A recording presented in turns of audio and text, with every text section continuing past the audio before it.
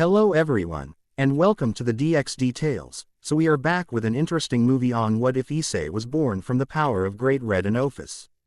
But before we start, I just want to remind you to please subscribe to my channel and hit the like button if you enjoy my content. Let's start the story. Chapter 1. Convergence of Infinity and Dreams. The Diamonds. Ional gap existed beyond time and space, an endless void where reality held no meaning. Within this primordial nothingness, two entities of immeasurable power waged an eternal conflict. Great Red, the colossal crimson dragon embodying dreams and illusions, soared through the infinite expanse with apocalyptic grace. Ophis, the infinite dragon god, serpentine and midnight dark, pursued with unwavering determination, seeking to reclaim the silence of her home. For eons, this dance continued, the unstoppable force of dreams against the immovable presence of infinity, until something unprecedented occurred. Their powers collided in a cataclysm that tore at the fabric of existence itself. For a fraction of eternity, the two opposing forces merged, dreams and illusions intertwining with infinity and nothingness. From this impossible union, a spark formed, neither fully one nor the other, but something entirely new. As the dragons recoiled from the anomaly, the spark drifted away, slipping through a crack in reality and falling toward the human realm below. In Kuo Town, Japan, on a night when the aurora borealis mysteriously illuminated skies that should never have witnessed such phenomena, Guro and Miki Hyodo welcomed their son into the world.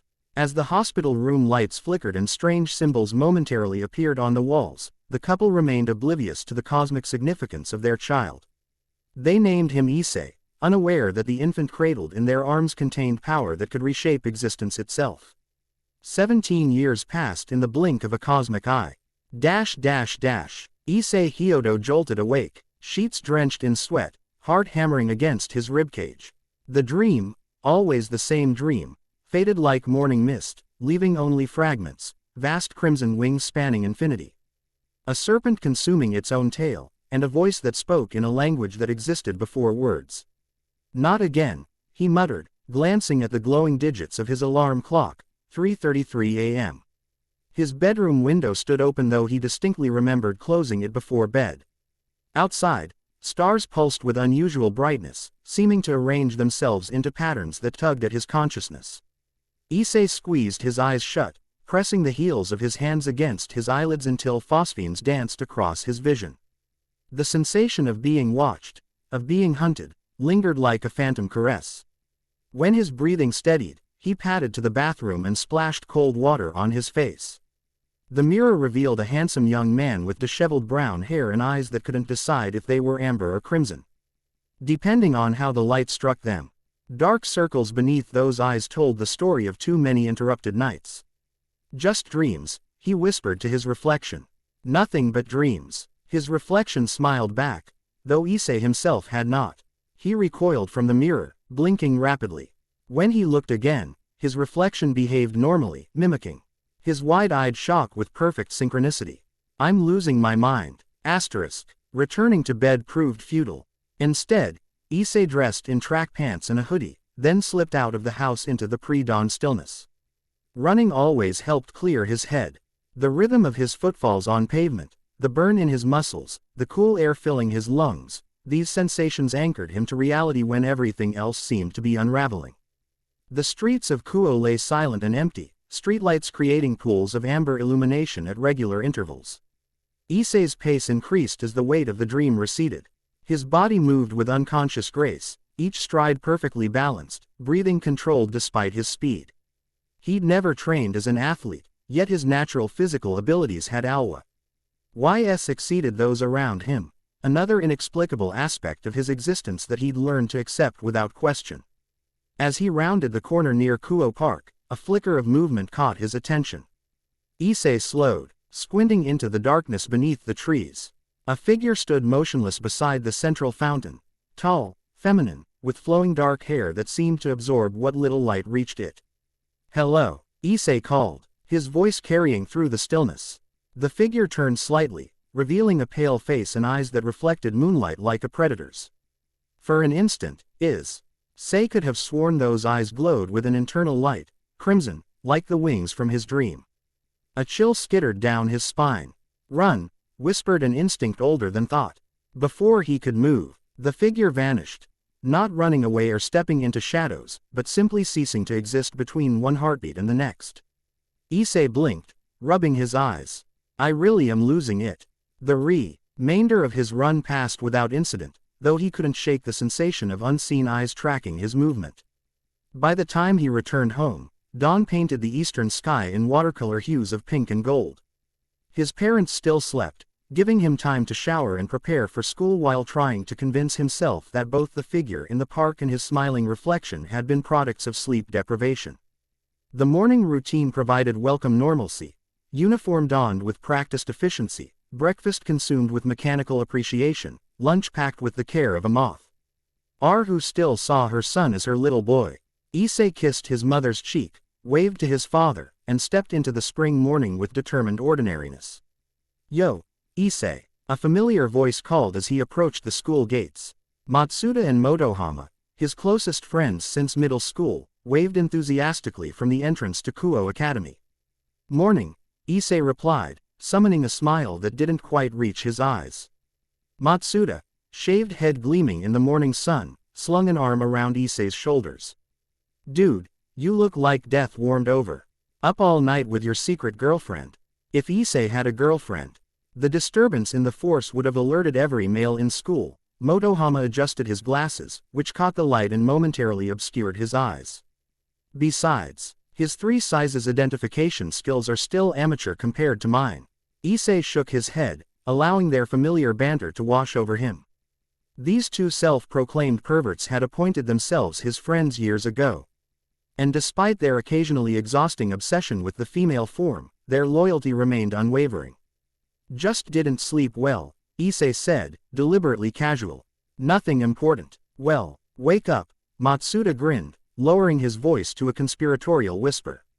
"Rumor has it we're getting a new student today, a total babe, according to my sources." "Why?" "Our sources being the fantasies you have between classes." Issei quirked an eyebrow. Motohama snickered while Matsuda clutched his chest in mock offense. "Cruel, man. Just cruel." The warning bell prompted them to hurry toward class, joining the stream of blue and white uniforms flowing through the halls. Kuo Academy had only recently transitioned from an all-girls school to co-ed, meaning FEMA. La students still outnumbered males by a significant margin. This statistical reality had featured prominently in Matsuda and Motohama's decision to enroll, though their mathematical advantage had yet to translate into romantic success. As Issei slid into his seat near the window, a peculiar sensation washed over him, a pressure building behind his eyes, a ringing in his ears that no one else seemed to hear. Through the window, he glimpsed a crow perched on a branch, its eyes fixing on him with unnatural intensity. For a moment, he could have sworn it had not 2 eyes, but 4, each glowing with malevolent purpose. "Hyodo-kun," Issei startled, turning to find the teacher, Hasegawa-sensei, middle-aged and perpetually tired, staring at him with concern. "Sorry, sensei." "What was the question?" Several classmates snickered. "I asked if you could solve the equation on the board." Hasegawa's voice held more concern than irritation. "Are you feeling unwell?" Issei glanced at the complex calculus problems scrawled across the blackboard. Numbers and symbols rearranged themselves in his vision, patterns emerging with effortless clarity. He stood, walked to the board, and solved the problem with fluid efficiency, adding an elegant proof that went beyond what the teacher had requested. Returning to his seat amid surprised murmurs, Issei caught Hasegawa-sensei's bewildered expression. Mathematics had never been his strongest subject, yet he'd just solved a university-level problem with the confidence of a seasoned mathematician. "Very good, Hyodo-kun," the teacher finally managed, clearing his throat. Unexpectedly thorough. The pressure behind Issei's eyes intensified.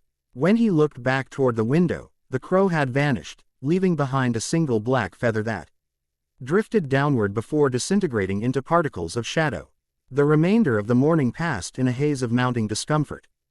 During literature, Issei found himself automatically translating passages into languages he'd never studied.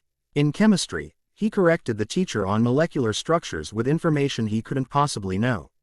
Each incident drew increasing attention from classmates and faculty alike. whispering behind raised hands about the suddenly brilliant Hyodo. By lunchtime, Issei escaped to the roof, seeking solitude to collect himself. The spring air carried tea, scent of cherry blossoms and freshly cut grass, grounding him momentarily in sensory reality. He leaned against the railing, gazing across the school grounds to the distant mountains. "You're awakening faster than anticipated." The soft voice behind him carried the stillness of deep water. Issei whirled to find a girl approximately his age standing several meters away, petite, with short black hair and eyes of such deep gray they bordered on silver. She wore the Kuo uniform, yet Issei had never seen her before. "Who are you?" he demanded, instinctively shifting his stance into something defensive. The girl tilted her head slightly, studying him with unnerving intensity. "Interesting. You don't consciously remember combat forms, yet your body responds automatically." She took a step forward. "My name is irrelevant. I'm here because you're beginning to resonate." "Resonate? What are you talking about?" "The powers that created you are stirring." Another step closer. "Great Red's essence manifests through accelerated cognition and expanded consciousness. Ophis's influence appears in your physical capabilities and spatial manipulation." A chill ran down Issei's spine. "Great Red, Ophis, lady, I think you have me confused with someone else." The girl's expression remained unchanged. "No confusion. You are the anomaly, the convergence point between dreams and infinity." She gestured toward his chest. "Look within yourself. You'll find it's already awakening." As if responding to her words, a sudden warmth bloomed in Issei's chest, spreading outward through his limbs with tingling intensity. The world around him sharpened to painful clarity, the individual threads in the girl's uniform, the microscopic texture of the concrete beneath his feet, the ultraviolet patterns on butterfly wings 50 meters away. "What's happening to me?" His voice emerged strained, almost unrecognizable. "Your true nature is asserting itself." The girl reached out, palm upward. "Come with me now, before they find you. I can help you understand." "They? Who's they?" Before she could answer, the door to the rooftop burst open. A tall figure emerged, a young woman with long black hair tied in a ponytail, striking violet eyes, and the unmistakable Kuo Academy girl's uniform. Issei recognized her immediately. Akano Himahima, one of the school's two great ladies, and vice president of the student council. Era, what do we have here?" Akano's voice carried musical lightness that contrasted with the deadly serious expression in her eyes. "Skipping class for a rooftop rendezvous, Hyodo-kun. Shrine maiden." The strange girl hissed, her posture shifting subtly into something predatory. Akano's smile remained fixed, though her eyes hardened to amethyst ice. "I don't believe we've been introduced. Transfer student San, shouldn't you be in the administrative office completing your paperwork?" The air between the two girls seemed to distort, reality bending like heat waves rising from sun-baked asphalt. Issei's heightened senses detected energy patterns swirling around both of them, Akano's crackling with barely restrained electricity, the stranger's rippling with void-like emptiness. "This doesn't concern you," the silver-eyed girl stated flatly. "The anomaly comes with me. I'm afraid I must insist otherwise." Akano's polite tone hadn't changed, but something ancient and dangerous lurked beneath her words. "Kuo Academy students are under our protection." The stranger's eyes narrowed. "You've aligned with the devils, Shrine Maiden. How disappointing. And you've aligned with chaos. Dragon Spawn," Akano countered. "Equally disappointing." Issei glanced between them, comprehension dawning despite his confusion. "You both know what's happening to me." Neither acknowledged his statement, locked in their silent confrontation. The tension built until Issei could taste ozone on his tongue, feel static electricity raising the hair on his arms. "Enough." The command emerged from his lips with unexpected authority, startling all three of them. "I'm not going anywhere with anyone until someone explains exactly what's going on." The stranger considered him with newfound interest. "Asserting dominance already? Perhaps you're further along than I realized." She stepped backward, toward the edge of the roof. "We'll continue this conversation when you're ready to hear the truth rather than comfortable lies." Without another word, she stepped off the roof's edge. Issei rushed forward, expecting to see her falling. Instead, he glimpsed form dissolving into particles of shadow similar to the disintegrating crow feather. What the hell was that? he demanded, turning to Akeno. And don't pretend it was normal, because I know it wasn't. Akeno's practiced smile faltered slightly.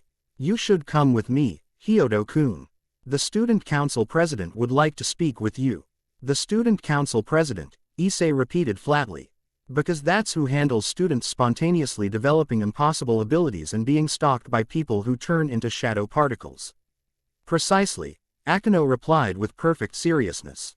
Shall we? Recognizing the futility of resistance, Issei followed her from the rooftop, through corridors that seemed oddly deserted despite the lunch period. They arrived at the student council room, where Akeno knocked twice before entering. Inside, seated behind an imposing desk, was Sauna Shitori, the student council president known for her strict discipline and exceptional intelligence. Her short black hair framed sharp features and glasses that did nothing to soften her penetrating gaze. Beside her stood Tsubaki Shinra, the other vice president, tall and composed with long black hair and heterochromatic eyes partially hidden behind blue-rimmed glasses. Hyodo Issei, Sauna acknowledged, gesturing to a chair opposite her desk. Please, sit. Issei remained standing. I want answers, not a disciplinary hearing. This isn't a disciplinary hearing, Sauna replied evenly. It's an intervention. An intervention for what? For your awakening power, Tsubaki stated matter-of-factly. And the danger it represents to yourself and everyone around you. Sauna leaned forward, fingers steepled before her face. Hyodo-kun, what do you know about the supernatural world? The question hung in the air between them. Issei opened his mouth to dismiss it as nonsense, then stopped. The strange dreams, the inexplicable abilities, the girl on the roof who dissolved into shish ados. Denying the supernatural seemed suddenly absurd. Nothing, he admitted finally. But I'm guessing you're about to tell me it's real. Very real, Sauna confirmed. And you, Hyodo Issei, have just become its most valuable prize. Quote, a shimmering light suddenly surrounded the three student council members. When it faded, bat-like wings extended from their backs, midnight black and membranous, undeniably real. We are devils, Sauna stated, her posture straightening with regal dignity. And my true name is Sona Citri, heiress to the Citri clan of the 72 Pillars. Issei stared at the wings, his mind racing to process this revelation. Devils, as in, from hell. The underworld, Sona corrected. Hell is a human concept that doesn't accurately reflect our reality. Right, Issei nodded slowly. Because that's the important distinction here. Akeno's lips curved into a genuine smile for the first time. He's taking this rather well, don't you think? Hysterical denial would serve no purpose. Issei replied with unexpected calmness. Besides, this explains some things, like why the Kendo Club thinks you all disappear into thin air sometimes, or why the old school building is always lit at night with no one visibly inside. Sona raised an eyebrow. You're observant. I notice patterns. Issei shrugged. So, devils exist. What does that have to do with me? I'm pretty sure I'm not one of you. No, Tsubaki agreed. You're something far rarer, and potentially more dangerous. Akeno moved to stand beside him. The girl on the roof called you an anomaly, and mentioned Great Red and Ophis. Do those names mean anything to you? Issei frowned. They appeared in my dream last night. Giant dragons in some kind of void. The three devils exchanged significant glances. Great Red is the dragon of dreams, Sona explained. The most powerful dragon in existence, who dwells in the dimensional gap between realms. Ophis is the infinite dragon god, who once ruled the gap before Great Red's arrival. These are beings of such immense power that they're considered among the top 10 strongest entities in all creation, Tsubaki added. Issei absorbed this information with growing unease. And what do these cosmic dragon gods have to do with me? Sona removed her glasses, polishing them methodically before responding. According to our intelligence, approximately 17 years ago, something unprecedented occurred in the dimensional gap. A direct collision between Great Red and Ophis's powers. From this collision, a spark of energy fell to the human world. The timing coincides with your birth, Akeno said gently, and your recent manifestations suggest you carry aspects of both dragons within you. The room seemed to tilt beneath Issei's feet. You're saying I'm some kind of dragon hybrid? Not exactly, Sona replaced her glasses. You're human in form and origin, but your soul, your very essence, appears to have been formed from the convergence of two primordial powers. Which explains why multiple factions are suddenly very interested in you, Tsubaki concluded. Issei sank into the chair, the implications crashing over him like tsunami waves. The girl on the roof. Who was she? A representative of the Chaos Brigade, we believe. Sona's expression darkened. A terrorist organization opposed to the current peace between supernatural factions. And you're telling me all this because we want to protect you, Akano stated, though something in her violet eyes suggested additional motives. Sona's wings retracted as she stood. The Devil faction has maintained peace in Kuo Town through a non-aggression pact with other supernatural entities. Your awakening threatens that peace unless properly managed. Managed, Issei repeated, disliking the term immediately. Guided, Akano amended with a placating gesture. Your power is emerging whether you wish it or not. Without training, it could manifest destructively, harming those around you. Before Issei could respond, pain lanced through his head, white-hot and blinding. Images cascaded through his consciousness. A church on the outskirts of town, a blonde girl in a white cloak. A glowing spear of light-piercing flesh, and blood pooling on ancient stones. He gasped, doubling over as the vision faded. Someone's going to die. Sona crouched before him, concern evident in her usually stoic features. What did you see? The abandoned church in the northern district, Issei managed, the pain receding to a dull throb. A girl with blonde hair. Someone's going to kill her tonight. Precognition, Tsubaki murmured. Great Red's influence manifesting. Sona straightened, decision made. We'll investigate immediately. Tsubaki, Ale, RT my sister's group about possible fallen angel activity in our territory. Wait, Issei stood, steadier than he expected. I'm coming with you. Absolutely not. Sona's tone brooked no argument. You have no combat training and no control over your emerging abilities. It's my vision, Issei insisted. And if what you say is true about me, I have the power to help. Power without control is merely a liability. Tsubaki countered. Akano studied him thoughtfully. Perhaps we could use him as a sensor. If his abilities are connected to both Great Red and Ophis, he might detect things our magic cannot. Sona considered this, clearly displeased but calculating possibilities. Very well, but you will remain with Akano at all times, follow every instruction without question, and stay out of direct confrontation. Is that clear? Issei nodded, relief and apprehension mingling in equal measure. Crystal, we move at nightfall, Sona declared. Until then, return to class and maintain normalcy. The last thing we need is to attract more attention. As Issei turned to leave, Akano placed a hand on his shoulder. One more thing, Hyodo-kun. Your parents, are they your biological parents? The question caught him off guard. Of course they are. Why? Just confirming a theory, she smiled enigmatically. Sometimes cosmic entities take human form or influence human reproduction to create specialized vessels. Well, I'm definitely human, Issei asserted, uncomfortable with the implication. Just apparently with dragon god batteries included. This earned a genuine laugh from Akano. Indeed, we'll see you this evening, then. Returning to class proved challenging. Issei's mind raced with revelations while his body hummed with energy that demanded release. The afternoon lessons blurred together as he mechanically took notes while internally cataloging everything he knew about dragons, devils, and the supernatural. When the final bell rang, he declined Matsuda and D. Motohama's invitation to their usual post-school activities, citing a need to help his parents. The lie tasted bitter, but explaining the truth seemed impossible. How does one casually mention becoming the vessel for cosmic dragon energies? At home, he found his mother in the kitchen preparing dinner, humming softly as she chopped vegetables with practiced precision. For a moment, Issei simply watched her. This ordinary woman who had raised him, loved him, shaped his earliest understanding of the world. Was she truly his mother? Had she known what he was? Issei-kun. Miki Hyodo looked up, startled by his silent presence. I didn't hear you come in. Sorry, he managed a smile.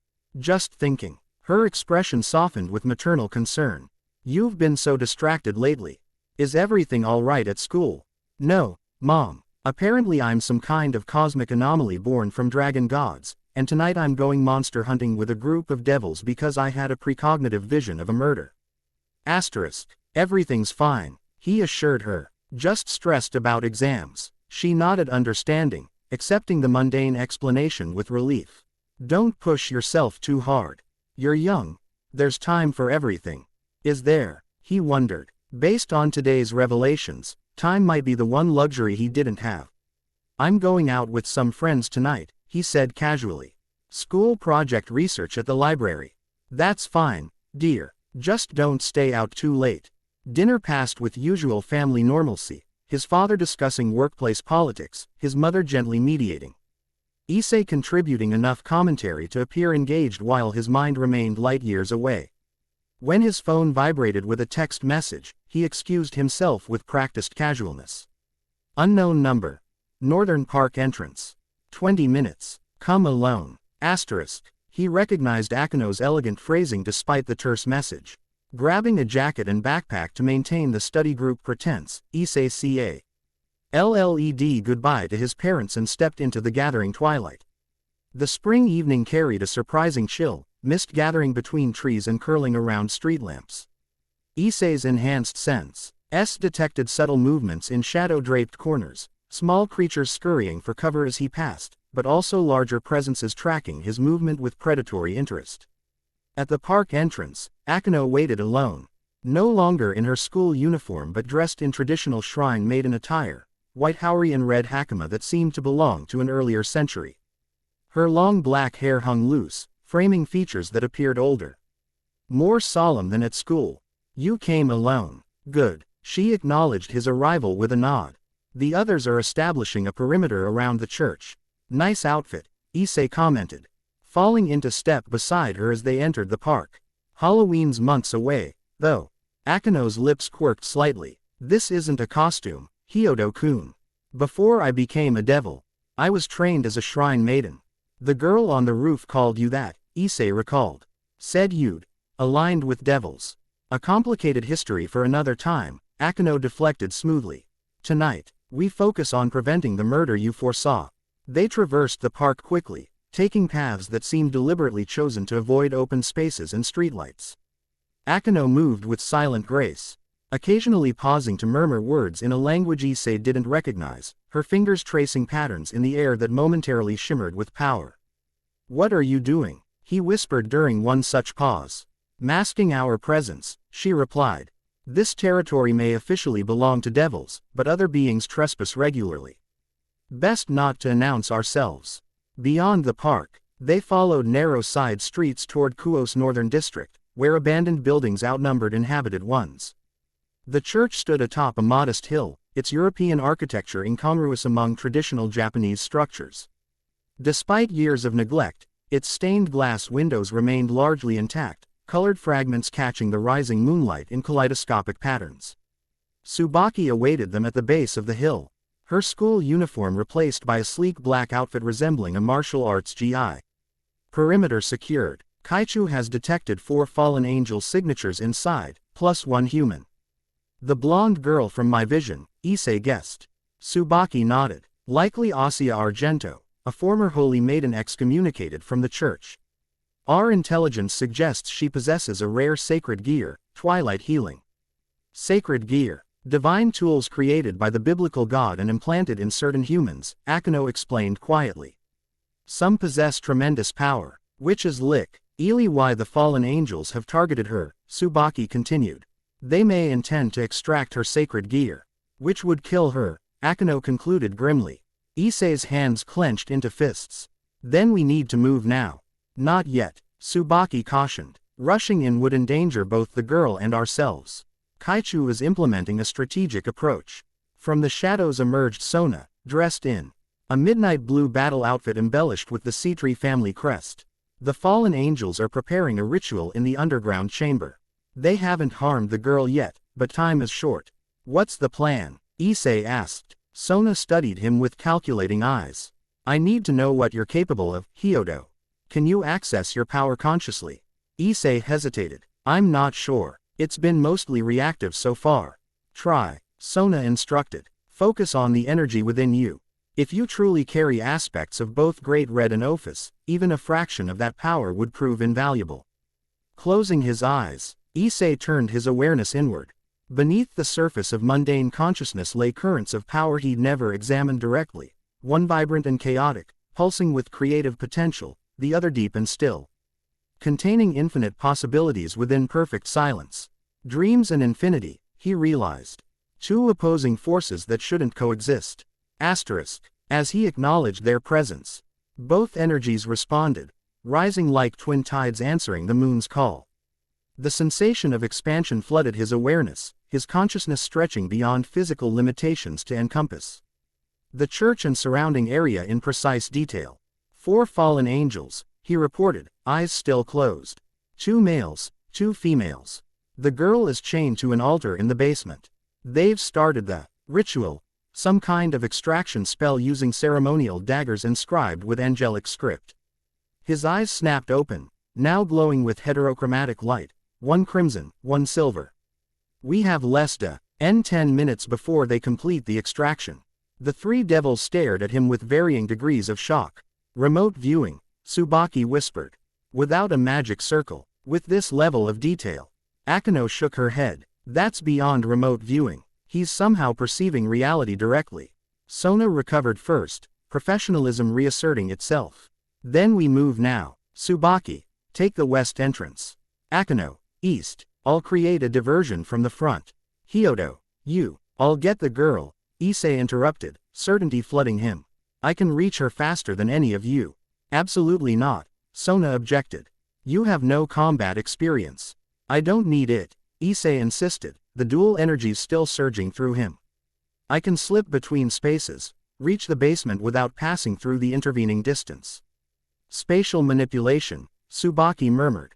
Ophis's domain. Akeno studied him intently. Can you control it? I think so, Issei nodded.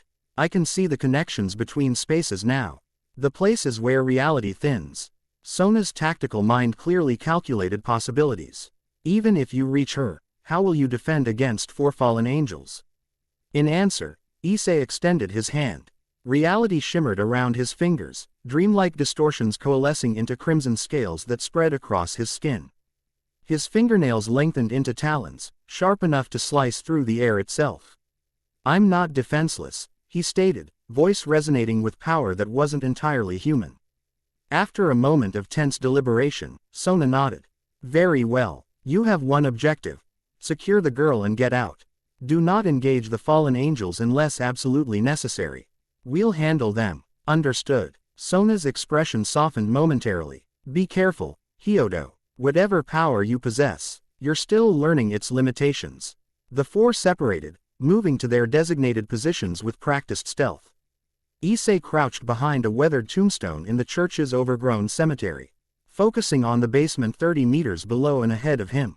With his expanded perception, he could see the ritual unfolding. The blonde girl, no older than himself, pinged silently as dark-winged figures chanted around her.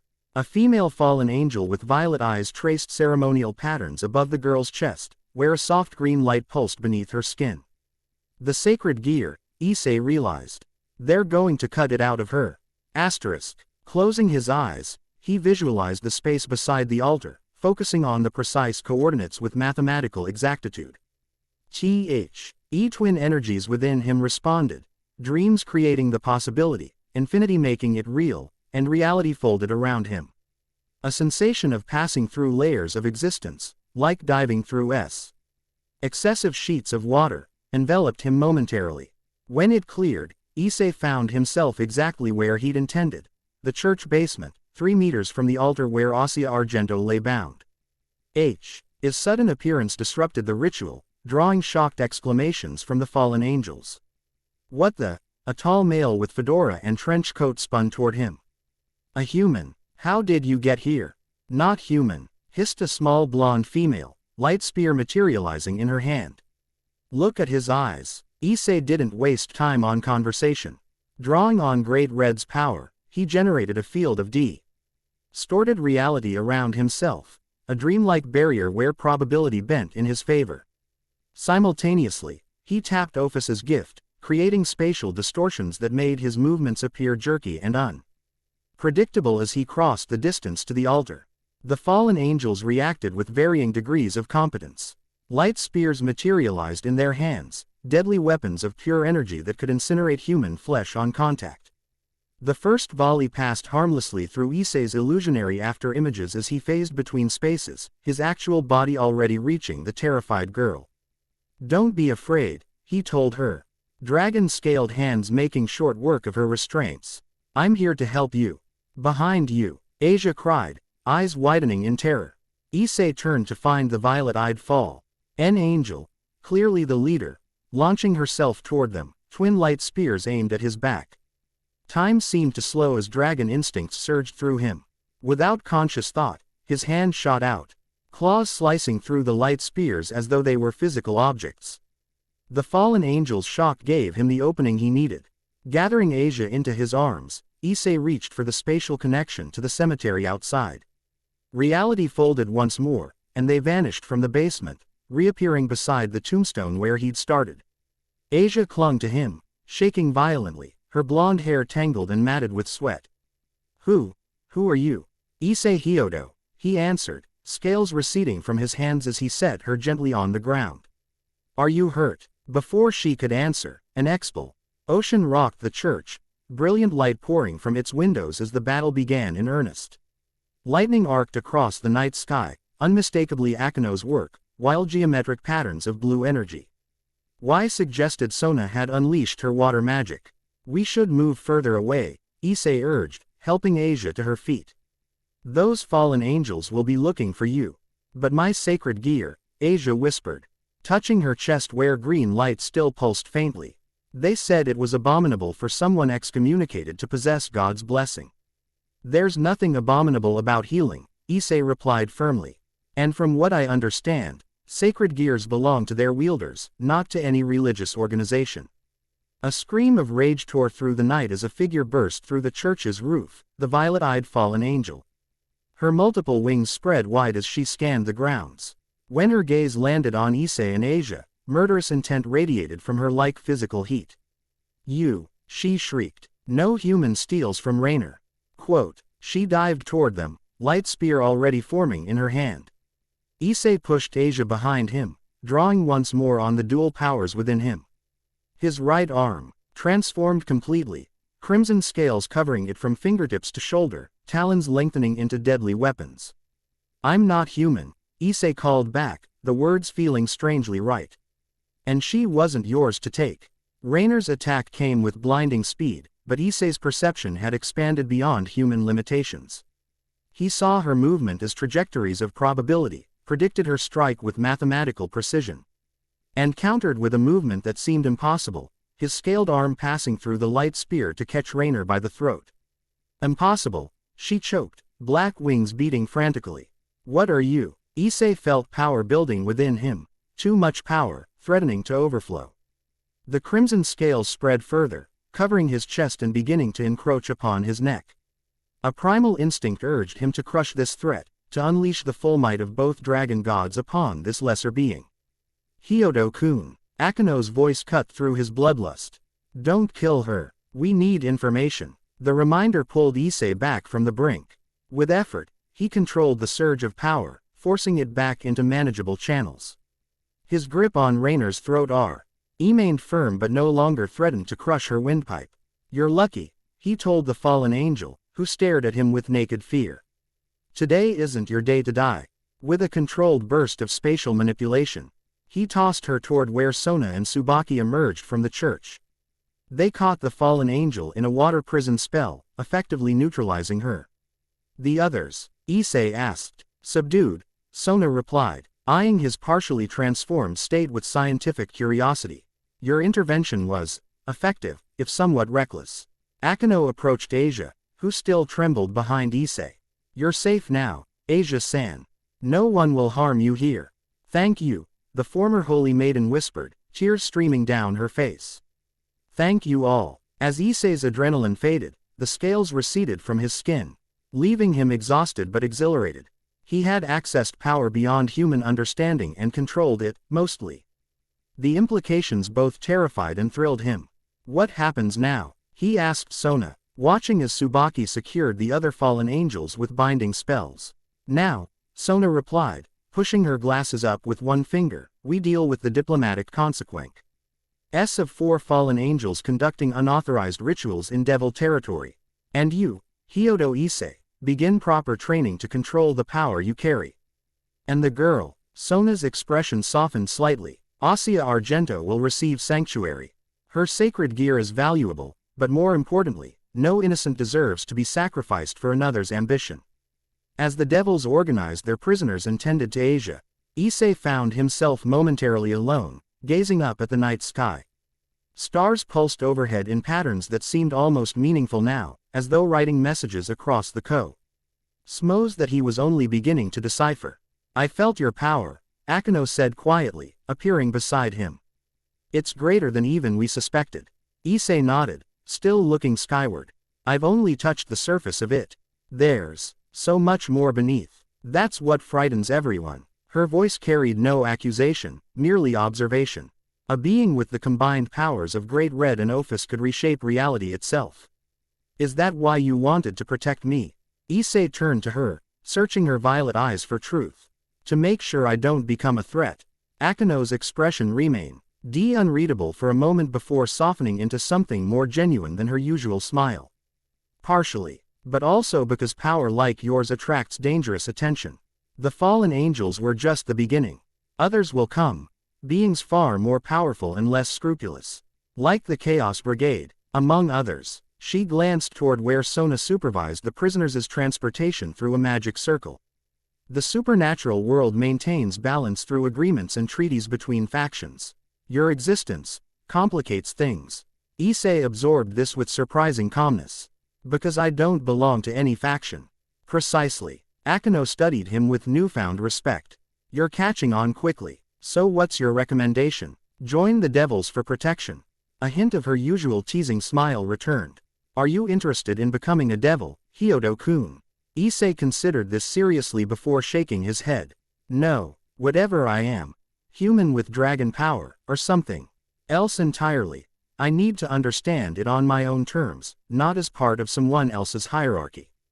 Akeno nodded, seeming neither surprised nor disappointed. A wise choice, if difficult. Independence means walking a dangerous path. Will you still help me? The question emerged more vulnerable than he intended. I mean, with training and understanding what I am.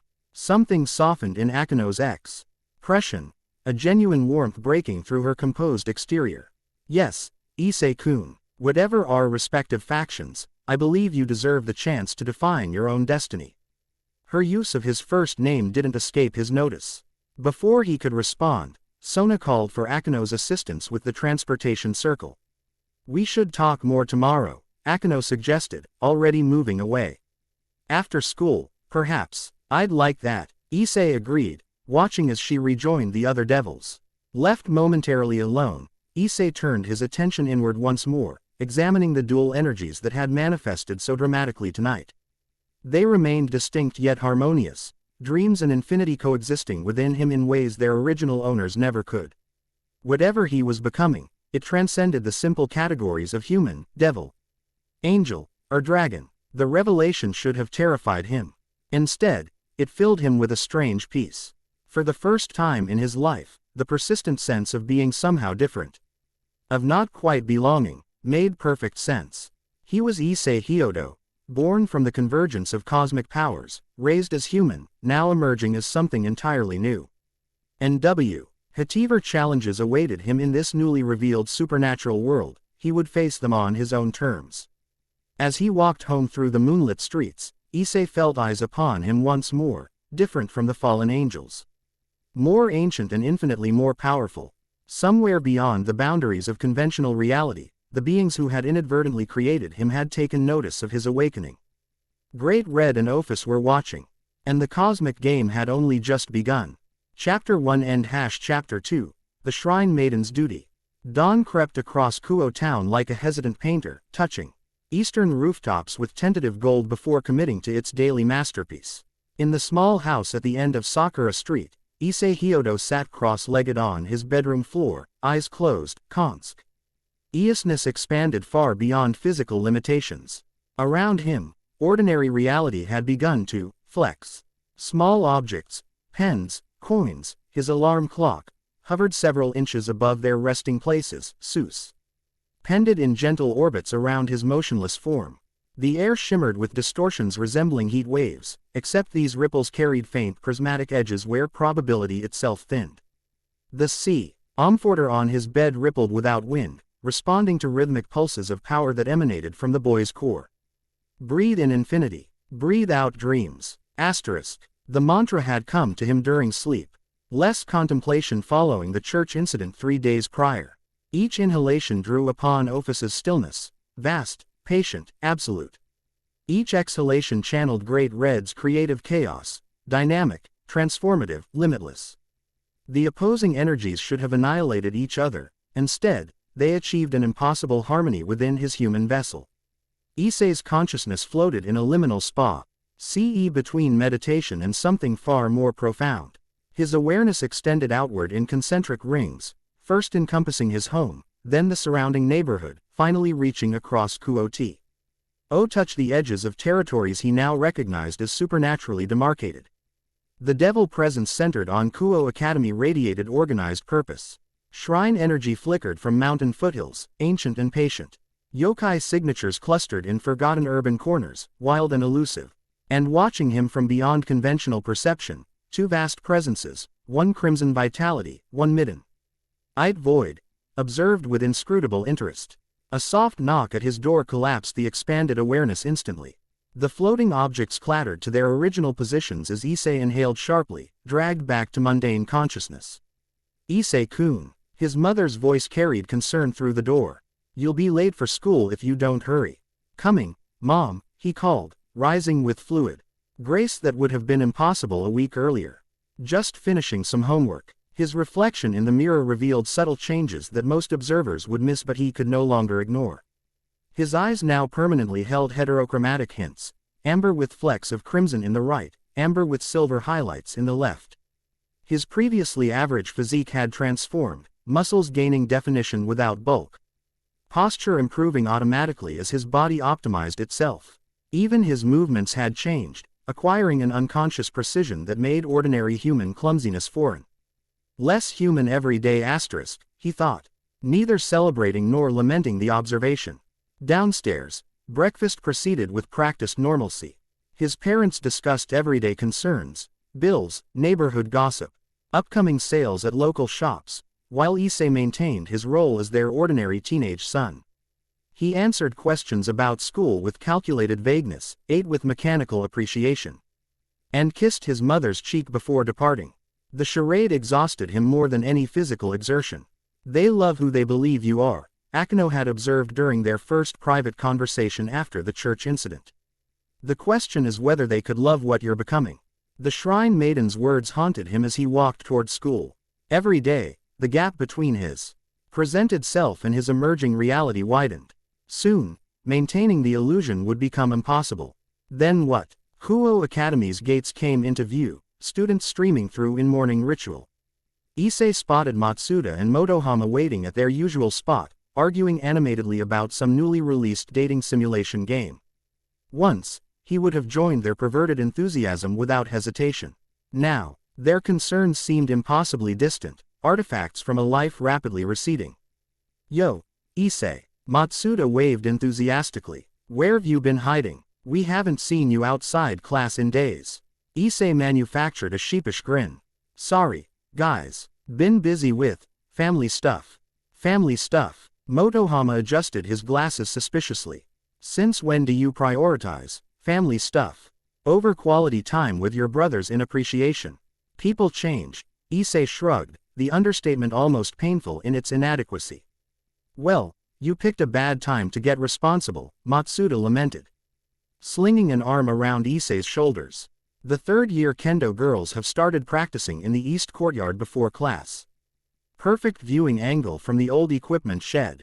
The suggestion would have thrilled pre-awakening Issei. Current Issei merely felt tired contemplating the juvenile transgression. Before he could formulate a polite refusal, a familiar presence approached from behind, feminine, powerful. Carefully controlled. Era. Hyodo-kun. Akino's melodious voice carried just enough authority to make Matsuda's arm drop away. President Shitori asked me to remind you about your tutoring session this afternoon. Matsuda and Motohama gaped at the school idol addressing their friend with such familiarity. Issei turned, finding Akino in her perfect student persona, immaculate uniform, elegant posture, and the practiced smile that revealed nothing while promising everything. Right, the tutoring, he nodded, grateful for the extraction. I hadn't forgotten. Excellent. Akino's violet eyes sparkled with private amusement. 4 o'clock at the usual location, then. As she glided away, Issei found himself subjected to his friend's incredulous stares. Tutoring. Motohama whispered reverently. With Akino Himahima. It's not what you think, Issei began, then paused. How could he explain what it actually was? Well, she's training me to control cosmic dragon energies so I don't accidentally tear holes in reality. Also, she might be secretly planning to eliminate me if I become too dangerous. Normal student council stuff, really. Doesn't matter what it is, Matsuda declared, eyes shining with inappropriate admiration. You're spending time alone with one of the two great ladies.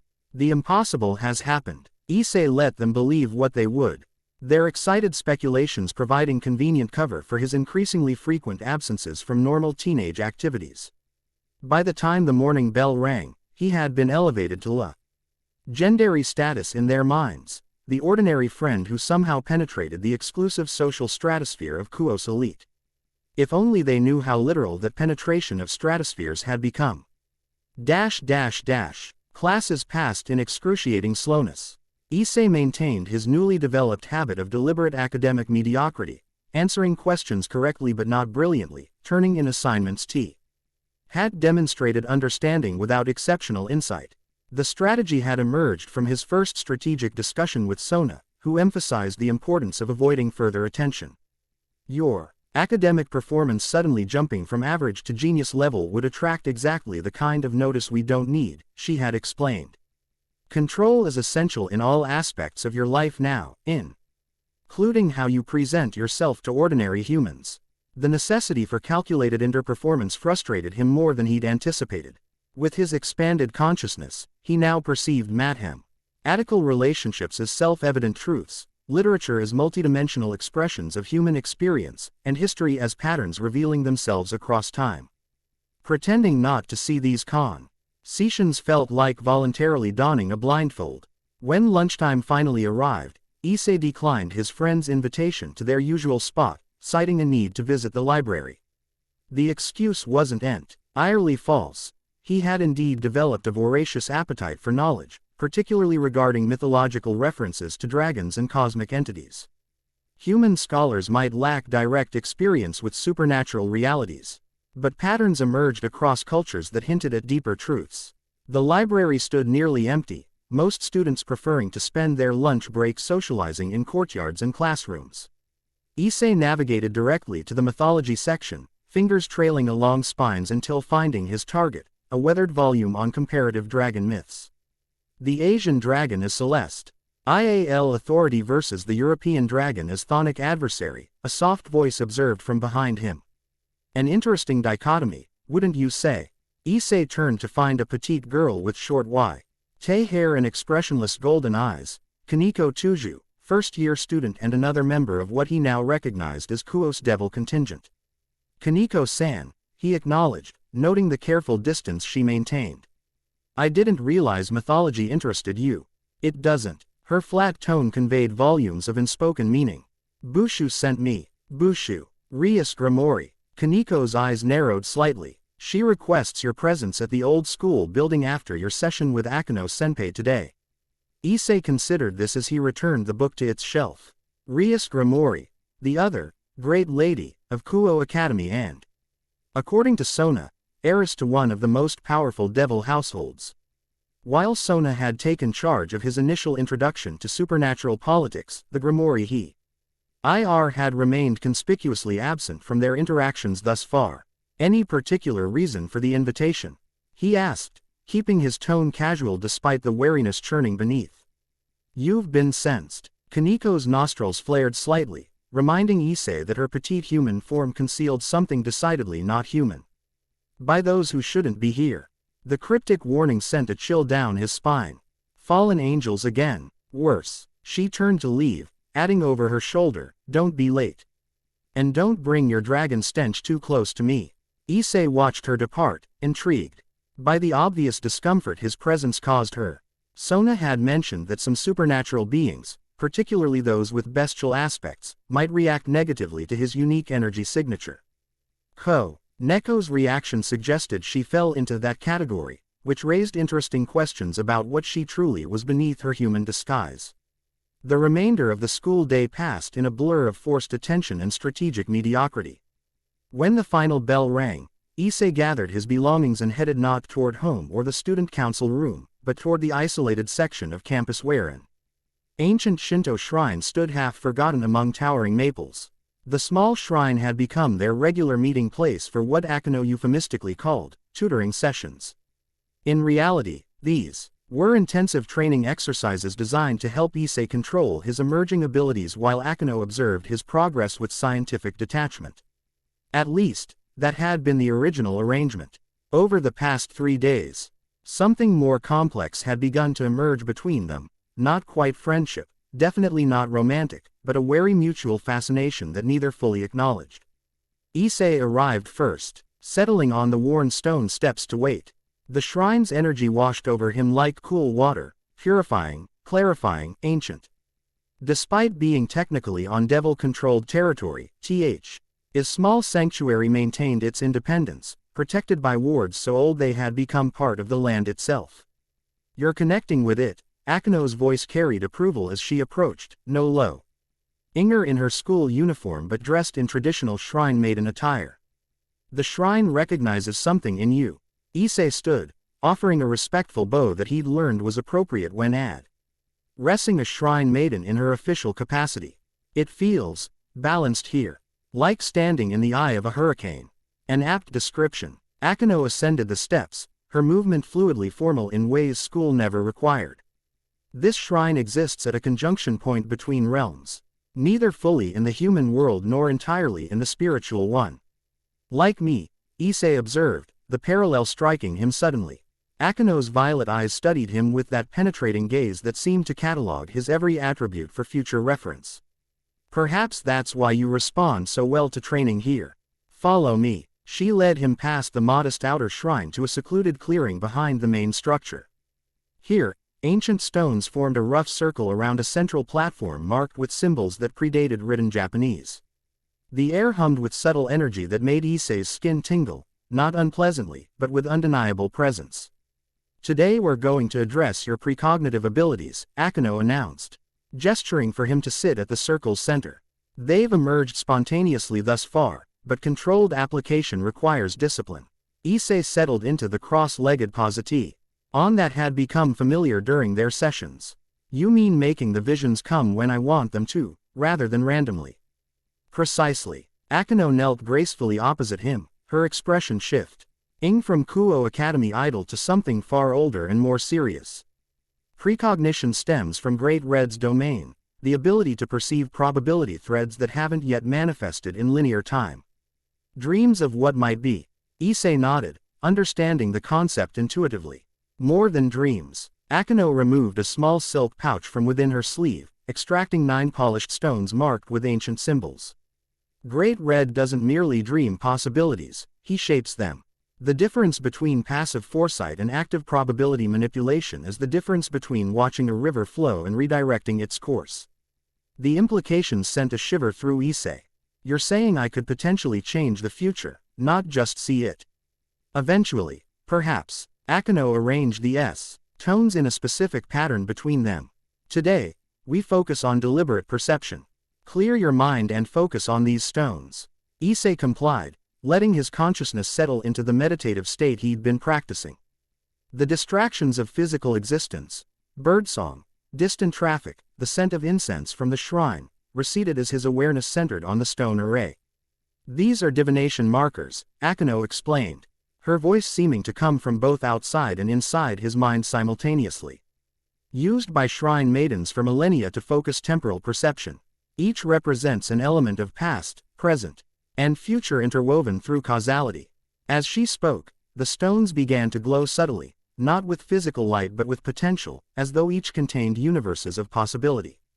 Issei's perception shifted, his consciousness expanding along pathways established during morning meditation. The stones became anchors, their arranged pattern creating a framework that structured his expanding awareness. Choose one stone, Akeno instructed. Allow your consciousness to follow its temporal thread without attachment to outcome. Issei's attention settled on the center. Most stone, obsidian carved with a symbol resembling intertwined serpents. As his focus narrowed, the stone's potential intensified until it seemed to pulse in rhythm with his heartbeat. The world around him blurred. Reality becoming translucent as another vision superimposed itself. A mountain shrine much larger than the Kuo sanctuary. Stone torii gates lining an ancient path. Akeno, Yunj, Aran dressed in formal shrine maiden attire, kneeling before an older man with similar features and sorrowful eyes. A ceremonial dagger passing between them as cherry blossoms fell like pink snow. Asterisk. What do you see? Akeno's voice pulled him partially back to present reality. A mountain shrine, Issei described, maintaining his connection to the vision. You're there, but younger. A man is giving you a ceremonial dagger. There's a sense of grief, but also purpose. The sharp intake of breath across from him confirmed he'd touched something significant. The vision shifted, tempora. L threads branching into new configurations. The same dagger, blade gleaming with unnatural light. Akeno standing at the edge of a dimensional tear, chanting words in a language that predated human speech. Blood on sacred stone. Asterisk. You're using the dagger in a ritual, Issei continued, the images flowing more rapidly now. Something about maintaining boundaries between realms. Enough. Akeno's command carried power that severed the vision instantly. Issei blinked, returning fully to the present moment to find Akeno staring at him with an unreadable expression. The divination stones had ceased glowing, their potential once again dormant. I'm sorry, he offered, uncertain what boundary he'd crossed. I didn't mean to see anything personal. No, Akeno composed herself visibly, professional demeanor reasserting itself. That was actually more successful than anticipated. You accessed genuine temporal threads rather than symbolic representations. That was your past, Issei stated rather than asked. The man was your father. A complex emotion flickered across Akeno's features, pain, anger, resignation, and something deeper that defied simple categorization. My past is irrelevant to your training. Quote, except it's not, Issei countered gently. The dagger, the ritual, it's connected to what you called your shrine maiden duty, isn't it? Silence stretched between them, pregnant with unspoken revelations. Birds called in the surrounding trees, oblivious to the tension permeating the sacred circle. Finally, Akeno sighed, her perfect posture softening slightly. How much did Sona tell you about me? She asked. Almost nothing, Issei admitted. Just that you were a shrine maiden before becoming a devil, and that you're training me partially because you understand what it means to exist between worlds. Akeno nodded slowly, gathering her thoughts before speaking. My mother was human, a shrine maiden from a lineage that stretches back to the age when gods walked openly among mortals. My father was a fallen angel, one of the most powerful of his kind. The revelation landed with surprising weight despite its logical consistency with her devil wings and shrine maiden training. A forbidden relationship, more forbidden than most, Akeno confirmed, a hint of bitterness coloring her tone. My mother's lineage was specifically tasked with maintaining cosmic balance, preventing entities from one realm from disrupting others. She fell in love with the very kind of being she was sworn to keep in check. What happened to her? Issei asked, already suspecting the answer from Akeno's expression. She was murdered by those who considered her union an abomination. The words emerged clinically detached, suggesting wounds so deep they could only be managed through emotional distance. My father wasn't there to protect us. I survived only because I inherited enough of his power to defend myself. Issei absorbed this, connecting it to the fragmented vision.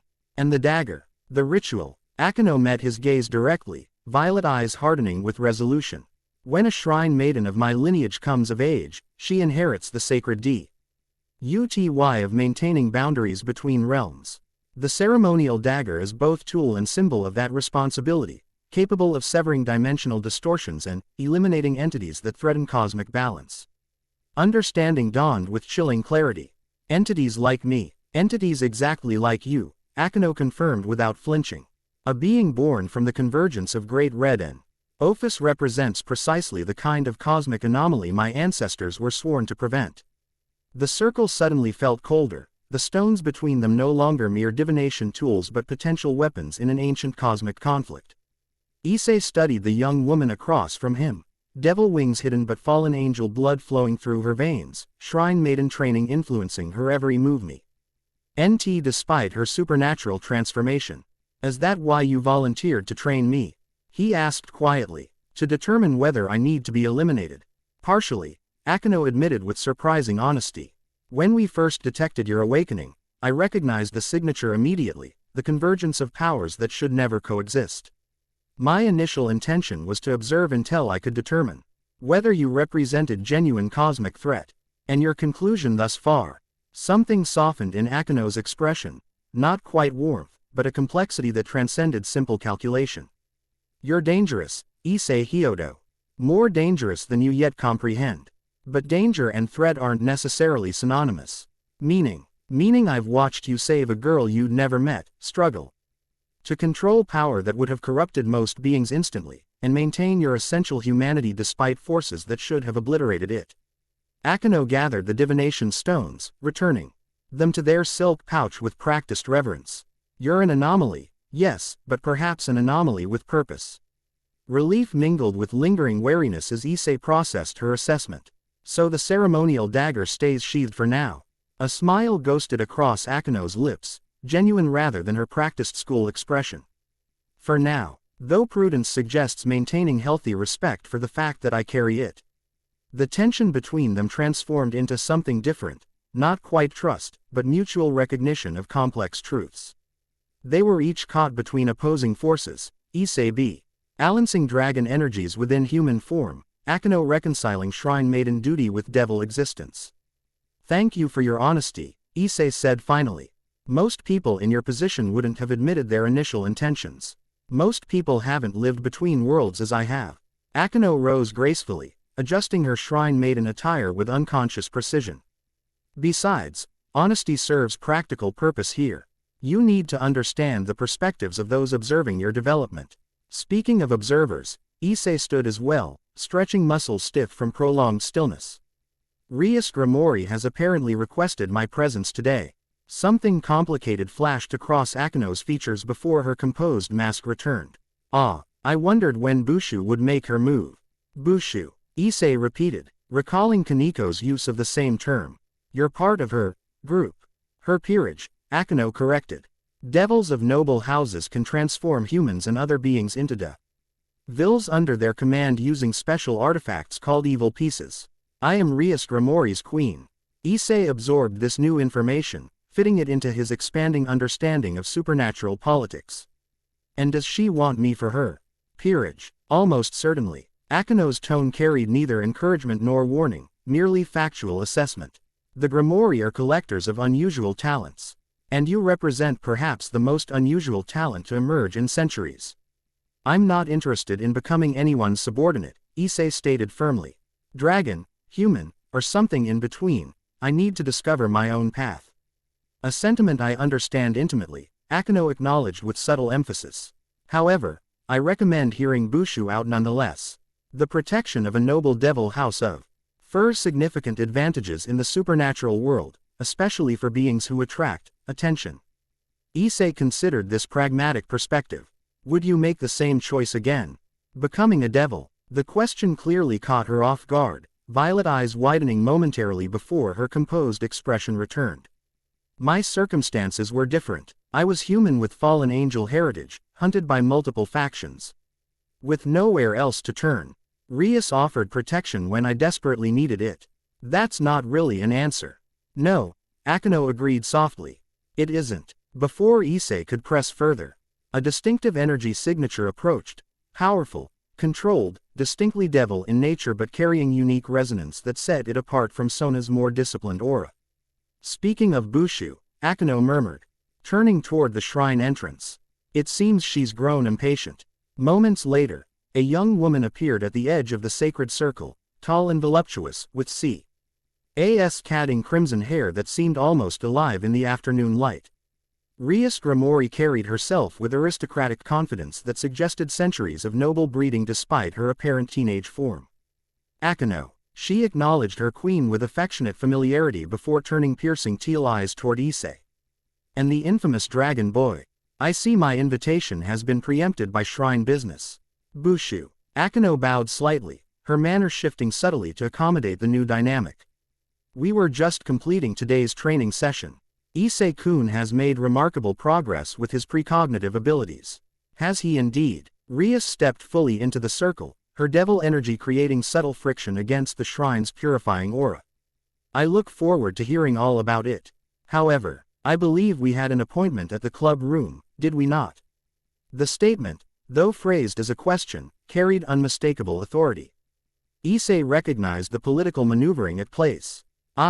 Rias asserting her claim on both Akeno's time and his attention, establishing dominance within her territory. I was just explaining to Issei-kun that you had requested his presence, Akeno replied smoothly. We were about to conclude here. Rias smiled. Beautiful, practiced, revealing nothing while seeming to offer everything. Excellent. In that case, perhaps we could walk together. I'm most interested in hearing about your training methods, Akeno. The conversation's undercurrents fascinated Issei. Despite Akeno's stated position as Rias's queen, complex tensions existed between them, respect and genuine affection, yes. But also carefully maintained boundaries and subtle power negotiations. He filed this observation away for future consideration as they gathered their belongings and left the sacred circle. As they walked toward the old school building that housed the Occult Research Club, the Devil faction's primary base within Kuo Academy, Issei found himself positioned between two of the most powerful young women in the supernatural community. Rias Gramori, heiress to a pillar family of the underworld, walked with casual confidence that nonetheless projected aristocratic authority. Akeno moved with the fluid grace of her shrine maiden training, danger and beauty perfectly balanced in her every gesture. Ordinary students they passed stared in undisguised amazement at He sight of Issei Hyodo accompanied by both school idols. He caught fragments of whispered speculation, ranging from romantic fantasies to conspiratorial theories about blackmail or secret relationships. The mundane assumptions almost made him smile, so distant were they from supernatural reality. Your reputation will certainly evolve from this public appearance, Rias observed with amusement, clearly catching the same whispers. The ordinary boy suddenly in company with Kuo's elite. Quite the social ascension. I've never been particularly concerned with social hierarchies, Issei replied honestly. They seem rather arbitrary measures of value. Rias's perfectly shaped eyebrows rose slightly. An unusual perspective for a teenage boy. Most would be celebrating such advancement. Quote, Issei-kun has more important concerns than adolescent social politics, Akeno interjected, her tone light but meaning weighted. Clearly, Rias agreed, studying Issei with renewed interest. Which is precisely why I've been eager to meet properly with him. The old school building stood apart from Kuo Academy's main campus, European Victorian architecture contrasting with the modern facilities that served the student body. As they approached, Issei's expanded senses detected powerful boundary fields surrounding the structure, magic circles layered with protection spells, detection wards, and dimensional anchors that prevented unauthorized teleportation.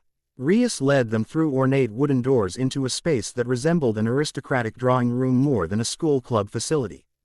Plush sofas and armchairs arranged around an antique coffee table, elegant bookshelves filled with ancient tomes, and subtle lighting from crystal fixtures created an atmosphere of refined luxury. Kaneko already occupied one sofa, a plate of confections before her disappearing at methodical pace. A handsome blonde boy, Kiba Yuto, according to Issei's memory of school social dynamics, stood near a chess table, arranging pieces with careful precision. Welcome to the Occult Research Club, Rias announced, gesturing expansively. Our official school function and convenient cover for devil business in human territory. Impressive security, Issei observed, sensing the magic circles inscribed beneath decorative carpets. Multiple layers of protection spells, sensory dampeners, and what feels like emergency teleportation matrices. Kiba looked up sharply at this assessment, hand automatically drifting toward where Issei suspected he concealed weaponry. Kaneko merely continued eating, though. Her golden eyes tracked Issei's movements with predatory attention. "You can sense all that?" Rias asked, genuine curiosity replacing practiced charm. "Without active magical scanning, it's like background music," Issei explained, struggling to articulate the experience. "I don't consciously listen for it, but I can hear the patterns once I pay attention." "Fascinating." Rias settled gracefully onto the central sofa, gesturing for Issei to take the seat opposite. "Akeno has been somewhat circumspect in her reports about your developing abilities. Perhaps you'd be willing to elaborate directly." Issei remained standing, noting how Akeno positioned herself slightly apart, not quite with Rias's group, not entirely separate. "Before I share anything, I'd appreciate understanding why I'm here." Kaneko-san mentioned something about being sensed by those who shouldn't be here. Rias's expression sobered, direct and practical. "I appreciate that." She glanced toward Kiba, who nodded Ost imperceptibly before producing a photograph from inside his uniform jacket. The image showed a white-haired man in clerical attire standing at Kuo Town's central train station, his expression pleasant but eyes unnaturally focused. Nothing about the photograph seemed immediately threatening until Issei looked closer, his enhanced perception revealing subtle distortions around the figure, reality bending slightly as though struggling to contain something that didn't belong. "Valpierre Galilei," Rias explained. "Former high-ranking exorcist of the Catholic Church, excommunicated for heretical experiments involving holy sword extraction. He arrived in Kuo 3 days ago accompanied by several individuals with similar energy signatures." "Exorcists," Issei surmised, remembering information from his supernatural crash course. "But not officially sanctioned ones." "Precisely." Kiba spoke for the first time, his pleasant tone contrasting with the cold hatred in his eyes. "Valpierre and his associates operate independently now, selling their services to anyone willing to pay. And someone has apparently paid very well," Rias continued. "Our intelligence suggests they're here hunting nothing specific. Something with unprecedented energy signature that recently emerged in our territory." Understanding dawned with chilling clarity. "You," Rias confirmed. "Or more specifically, the power you contain." Valper's specialty involves extracting supernatural elements from their vessels, originally focused on holy swords, but his techniques could theoretically apply to other power sources. The implications turned Issei's blood cold. "He wants to extract Great Red and Ophis's powers from me. Which would kill you instantly," Akeno stated flatly, speaking for the first time since entering the club room. "And potentially release uncontrolled cosmic energies into this dimension with catastrophic consequences. Hence my invitation." Rias spread her hands in a gesture I'd managed to be both welcoming and calculating. "I'm offering protection, Issei Hyodo. Official inclusion within my peerage would place you under the direct protection of House Grimori, one of the Ost powerful devil families in the underworld." Issei processed the offer, recognizing both genuine concern and strategic opportunity in Rias's proposition. A being with his potential would represent unprecedented acquisition for her peerage, strengthening her position within devil politics while simultaneously preventing other factions from claiming him. "And the cost of this protection?" he asked directly. "Service," Rias answered without hesitation. "Devils operate on contractual principles. I would transform you using one of my evil pieces, likely multiple pieces, given your potential, binding you to my household and command." "For how long?" "Indefinitely," Rias stated simply. "Though the Grimori are known for treating their servants as family rather than possessions. You would want for nothing in terms of resources, training, or support." Issei considered the offer seriously, weighing evident benefits against his instinctive resistance to external control. Before he could respond, Akeno spoke again, her tone carefully neutral. Perhaps Issei-kun should understand all his options before making such a significant decision. Rias's expression flickered with momentary annoyance before her composed mask returned. "Of course, though I'm not aware of other factions extending formal protection offers at this time." "Not factions," Akeno clarified. "Independent capacity is Sei-kun's unique nature might be better served by remaining unaligned while developing control of his abilities.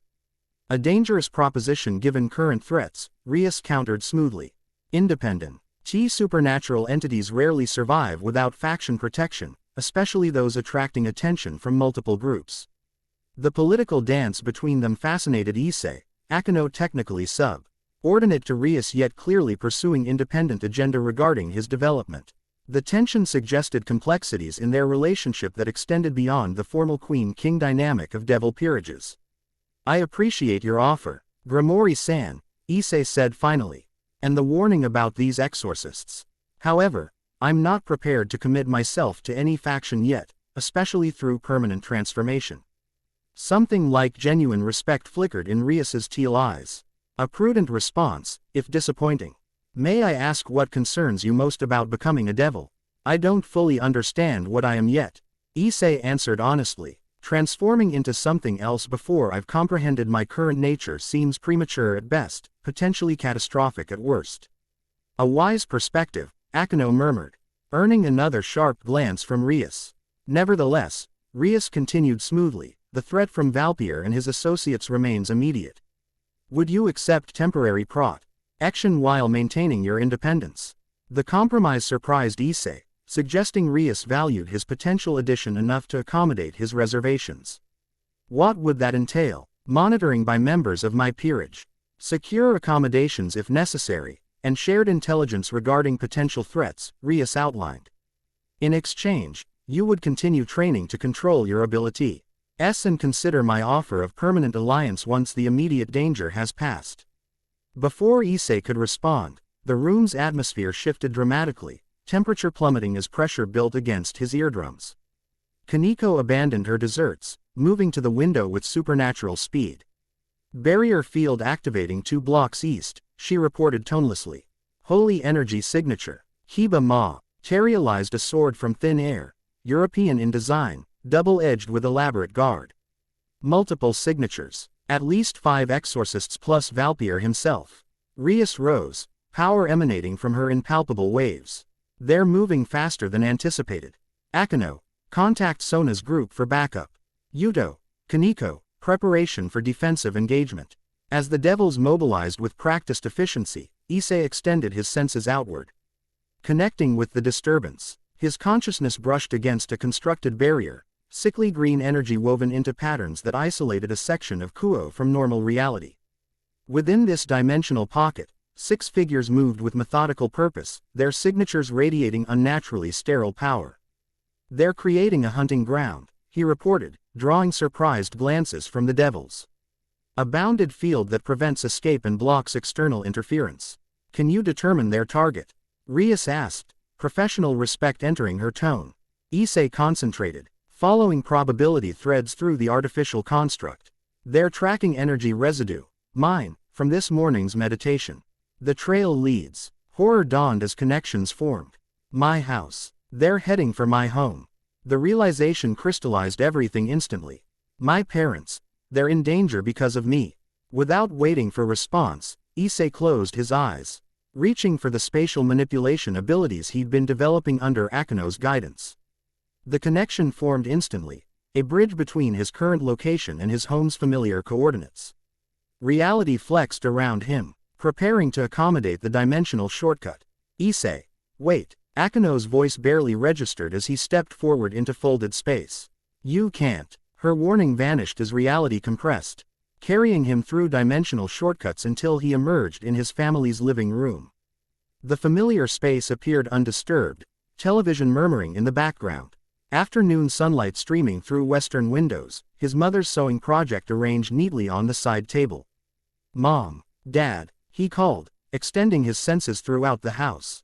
No response came, but his enhanced perception detected recent movement. Cooking preparations abandoned mid-process in the kitchen, the back door slightly ajar, his father's favorite coffee mug still warm on the counter. They had left suddenly, without taking time to secure the house. A note lay on the kitchen table, his mother's handwriting displaying uncharacteristic haste. Issei. Gone to help Tanaka-san with emergency. Back soon. Dinner in refrigerator. Mom. The Tanakas lived 3 houses down, an elderly couple who occasionally needed assistance with household tasks. Nothing about the note seemed immediately suspicious except its timing and his mother's failure to text him directly, as was her usual practice. Issei's instincts screamed warning as he detected energy signatures approaching, the sterile power he'd sensed from within the occult research club, now closing rapidly on his home. The bounded field had expanded, its perimeter now encompassing the entire residential block including both his house and the Tanaka's. A trap, he realized with cold certainty. They took my parents to draw me in. Rage built within him. Not the hot, uncontrolled anger of ordinary humanity, but something ancient and terrible that carried echoes of two beings who could reshape reality through will alone. The dragon energies responded to his emotional state, surging through pathways established during training sessions but now amplified by primal protective instinct. His right arm transformed first, crimson scales erupting from skin that momentarily liquefied before reconstructing into something stronger than human flesh. Talons extended from fingertips, obsidian black and capable of shearing through dimensional barriers. His left arm followed, though differently, midnight dark scales arranged in perfect symmetry, emanating stillness rather than chaotic potential. The transformation continued without conscious direction, chest, shoulders, neck all shifting toward draconic configuration. While maintaining roughly humanoid shape, Issei's perception expanded exponentially, consciousness spreading throughout the bounded field until he could simultaneously observe every molecule of air, every vibration of energy, every probability thread weaving through constructed space. Through this expanded awareness, he located his parents, alive but unconscious, propped against the Tanaka's living room wall while white-robed figures arranged ritual components around them. The elderly Tanakas themselves lay nearby, similarly unresponsive but showing steady life signs. At the center of this tableau stood the man from the photograph, Valpierre Galilei, directing preparations with clinical detachment. Issei could have teleported directly to their location, but tactical assessment suggested advantage in allowing the exorcists to believe their trap undiscovered. Instead, he walked calmly through his front door into the afternoon sunlight, control reasserting itself over draconic transformatio. Until only his eyes betrayed inhuman nature, right iris crimson, left iris silver. The street appeared deserted, neighborhood sounds muted by the bounded field that separated this pocket from normal reality. Issei walked with deliberate pace toward the Tanaka residence, counting heartbeats until the inevitable confrontation. 3 houses separated his family home from his destination, approximately 40 meters of suburban landscaping that might as well have been a battlefield. He had covered half the distance when they appeared, 3 figures in modified clerical attire emerging from concealed positions, each carrying weapons that radiated corrupted holy energy. Their movements suggested professional training, spreading to create overlapping fields of fire while maintaining distance from their target. Subject confirmed, the central figure announced, voice emotionless. Valpierre was correct about the energy signature. Definitely not human. Containment protocol. Another asked, USTING something on a pistol-like weapon that hummed with unpleasant frequency. Subdue for transport, the first replied. Minimal damage to ensure viable extraction. Issei stopped, assessing options with detached precision that would have been impossible weeks earlier. The exorcists had positioned themselves expertly, creating a triangle formation that limited his movement options while maximizing their coverage. Their weapons, modified to channel corrupted holy energy, suggested specialized equipment designed for supernatural containment. Where are my parents? He asked, voice unnatural. Why calm despite the rage simmering beneath? The lead exorcist smiled thinly. Cooperative already. Good. They're unharmed, merely sedated for their protection. Cooperate with extraction procedures and they'll remain that way. Extraction procedures, Issei repeated, the clinical terminology igniting deeper anger. You mean vivisection to remove powers you don't understand for purposes you haven't earned. Uncertainty flickered across the exorcist's features before professional detachment returned. The power you contain doesn't belong to you, boy. You're merely an accidental vessel for energies that rightfully serve higher purpose. And you decide that purpose. Dragon energies surged in response to Issei's controlled fury, manifesting as visible aura that distorted surrounding air. The exorcists tensed, weapons rising in unified response. Final warning. Surrender peacefully or we'll be forced to employ suppression measures. Your guardians. Safety depends on your compliance. Issei's expanded consciousness calculated 17 distinct strategies within microseconds, probability threads unfolding before his perception like mathematical equations resolving themselves. The optimal approach crystallized with perfect clarity, not maximum destruction as dragon instinct suggested, but precise application of overwhelming force. I'll give you one opportunity, he stated, voice resonating with power that transcended human limitations. Release my parents and leave Kuo permanently. This is the only outcome where you survive today. The lead exorcist fired without further warning, a specialized projectile designed to paralyze supernatural entities. Issei perceived its approach in slow motion, tracking its trajectory with mathematical certainty while simultaneously monitoring the other exorcists' movements as they launched coordinated attack. Time seemed to stretch as Issei accessed Great Red's domain, the realm where dreams became reality. The projectile's path bent imperceptibly, probability shifting until what would have been direct hit instead passed harmlessly through afterimage. Simultaneously, he drew on Ophis's gift, creating spatial distortions that transported him instantly behind the lead exorcist. Impossible, the man barely had time to whisper before Issei's scaled hand closed around his weapon arm, applying precisely calculated pressure to immobilize without permanent injury. I warned you, Issei stated calmly, using the captured exorcist as shield against his colleague's frantic adjustments. What followed resembled choreographed dance more than combat. Issei moving with impossible grace between spatial shortcuts, appearing and disappearing faster than human reflexes could track. Each movement served multiple purposes, disabling weapons, neutralizing threats, and systematically dismantling the exorcists' tactical advantage without inflicting lasting damage. Within 30 seconds, 3 trained supernatural operatives lay unconscious on suburban pavement, disabled with surgical precision that respected human fragility while demonstrating power that could have easily annihilated them. Issei stood unharmed among them, draconic transformation receding as immediate threat passed. His attention turned toward the Tanaka residence, where Valpier and his remaining associates now knew their advance team had failed. Before Issei could move forward, reality distorted behind him, familiar energy signatures materializing as Rias, Akino, and Kiba teleported into the bounded field. Impressive efficiency, Rias observed, surveying the unconscious exorcists with professional assessment.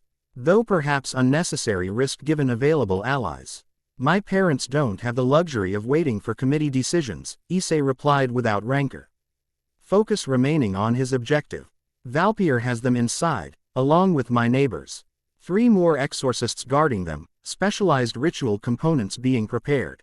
Akino moved to stand beside him. No longer in Shrine Maiden attire but battle configuration. Devil wings extended, lightning crackling between her fingertips. You're surprisingly calm for someone whose family is threatened. Rage clouds judgment, Issei stated, though dragon instincts continued demanding more violent resolution. These people made tactical error targeting my parents. I won't compound it by losing control. A mature perspective, Rias acknowledged, genuine respect entering her tone. What's your proposed approach? The question surprised him, the devil heiress deferring to his assessment rather than assuming command. Valpier expects me to rush and emotionally compromised. Instead, I suggest 3-point strategic entry. You and Akino from above, creating diversion through overwhelming power display. Kiba and I enter from opposite sides, focusing on hostage extraction while you maintain their attention. Kiba's expression darkened at mention of Valpier, hand tightening on his sword hilt. Valpier is mine. Your personal vendetta takes second priority to civilian safety, Issei countered firmly. Settle it after my parents and the Tanakas are secure. The young knight bristled momentarily before nodding reluctant agreement. Rias studied the exchange with intrigued expression, assessment of Issei clearly evolving with each demonstration of capability. A sound strategy, she agreed. Though I suggest slight modification. Akino, you enter with Issei rather than accompanying me. Your lightning precision will complement his spatial abilities for hostage protection. The amendment made tactical sense while ensuring Issei remained partnered with his primary trainer. He nodded acceptance as Akino moved closer, her battle-ready presence radiating controlled power that harmony. Zed unexpectedly well with his own energy signature. 30 seconds to synchronized engagement, Rias directed, crimson hair lifting in unseen magical currents as she summoned her distinctive power. The destruction energy unique to Baal lineage. Priorities are civilian safety, containment of enemy forces, and acquisition of intelligence regarding their objectives. As the devils prepared for coordinated assault, Issei reached once more into his expanding consciousness, visualizing optimal insertion point near where his parents were held. The spatial connection formed instantly, easier each t. He accessed this ability, creating bridge between his current position and precisely calculated coordinates within the Tanaka residence. Ready? Akino asked quietly beside him, violet eyes now glowing with supernatural light as lightning danced across her skin. Ready? Issei confirmed, draconic energies surging once more in controlled transformation. Scales covered both arms completely now, spreading across his chest in protective armor while his senses sharpened beyond human limitations. Rias launched skyward, wings extended as destructive energy gathered around her in crimson spheres of concentrated annihilation. Kiba disappeared in blur of supernatural speed, circling toward rear entrance with sword that now glowed with hungry blue light. The 30-second countdown reached 0, and perfectly synchronized chaos erupted. Crimson destruction tore through the Tanaka residence roof, deliberately missing living occupants while obliterating ritual components arranged throughout the space. Simultaneously, Issei and Akino materialized beside the unconscious hostages, Issei through spatial manipulation, Akino via traditional devil teleportation circle. Containment breach, shouted an exorcist, reaching for weapons that suddenly arced with lightning as Akino redirected electrical currents through conductive materials. The man collapsed, nervous system temporarily overloaded by precisely calculated voltage. Issei moved with singular focus toward his parents, enhanced perception confirming stable life signs despite unnatural unconsciousness. As he reached them, Valpierre Lile emerged from adjacent room, elderly but radiating disturbing energy that suggested extensive self-modification through forbidden techniques. Fascinating specimen, the former church scientist observed, studying Issei with clinical detachment entirely inappropriate to the situation. Dragon energy signatures but human morphology. Unprecedented potential for extraction application. You won't touch my family again, Issei stated, positioning himself protectively before his unconscious parents while Akino secured the elderly Tanakas. Family. Valper's expression registered genuine confusion. You believe these humans are your actual progenitors. How charmingly naive. The statement landed with unexpected impact, triggering uncertainty that Issei immediately recognized as deliberate psychological tactic. Biological relationship is irrelevant. They raised me, they protected me, they're mine to protect in return. Noble sentiment from abomination, Valpierre acknowledged, reaching into his clerical robes. Unfortunately, scientific advancement requires sacrifices. Whatever weapon or artifact the scientist intended to deploy remained unrevealed as Blue's sword suddenly protruded. Ed threw his shoulder, not a killing blow but precisely calculated to immobilize while inflicting maximum pain. Behind him stood Kiba, blonde hair framing expression of cold hatred as he twisted the blade slightly. Remember me, Valpierre? The knight asked, voice barely recognizable through controlled fury.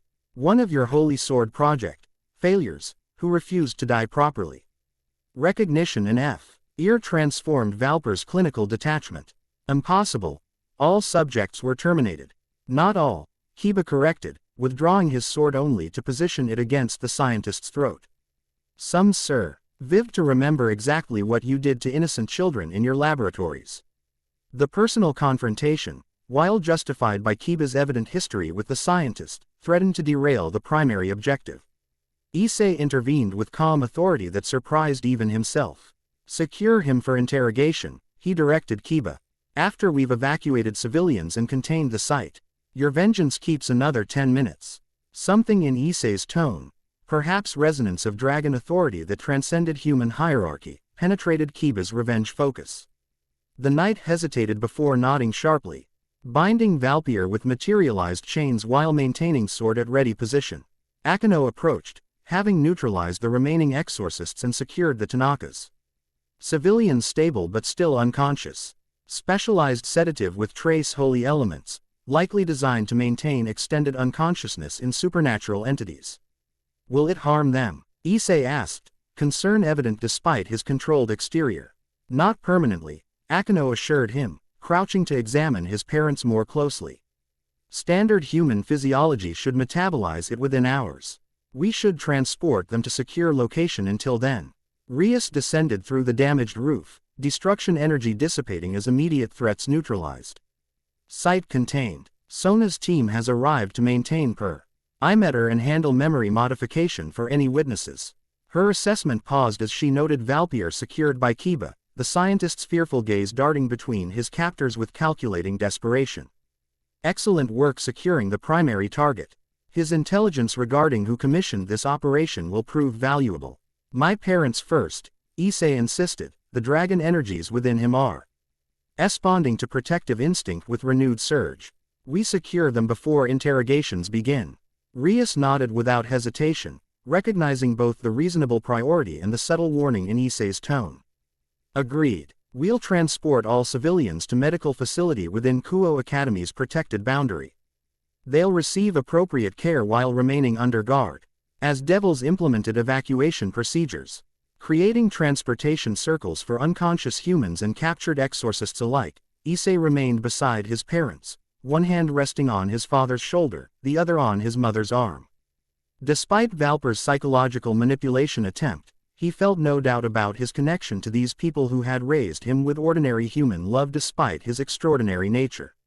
Biological parentage seemed suddenly irrelevant compared to years of bedtime stories, bandaged knees, proud smiles at school achievements, and unconditional acceptance of his increasingly peculiar adolescent behavior.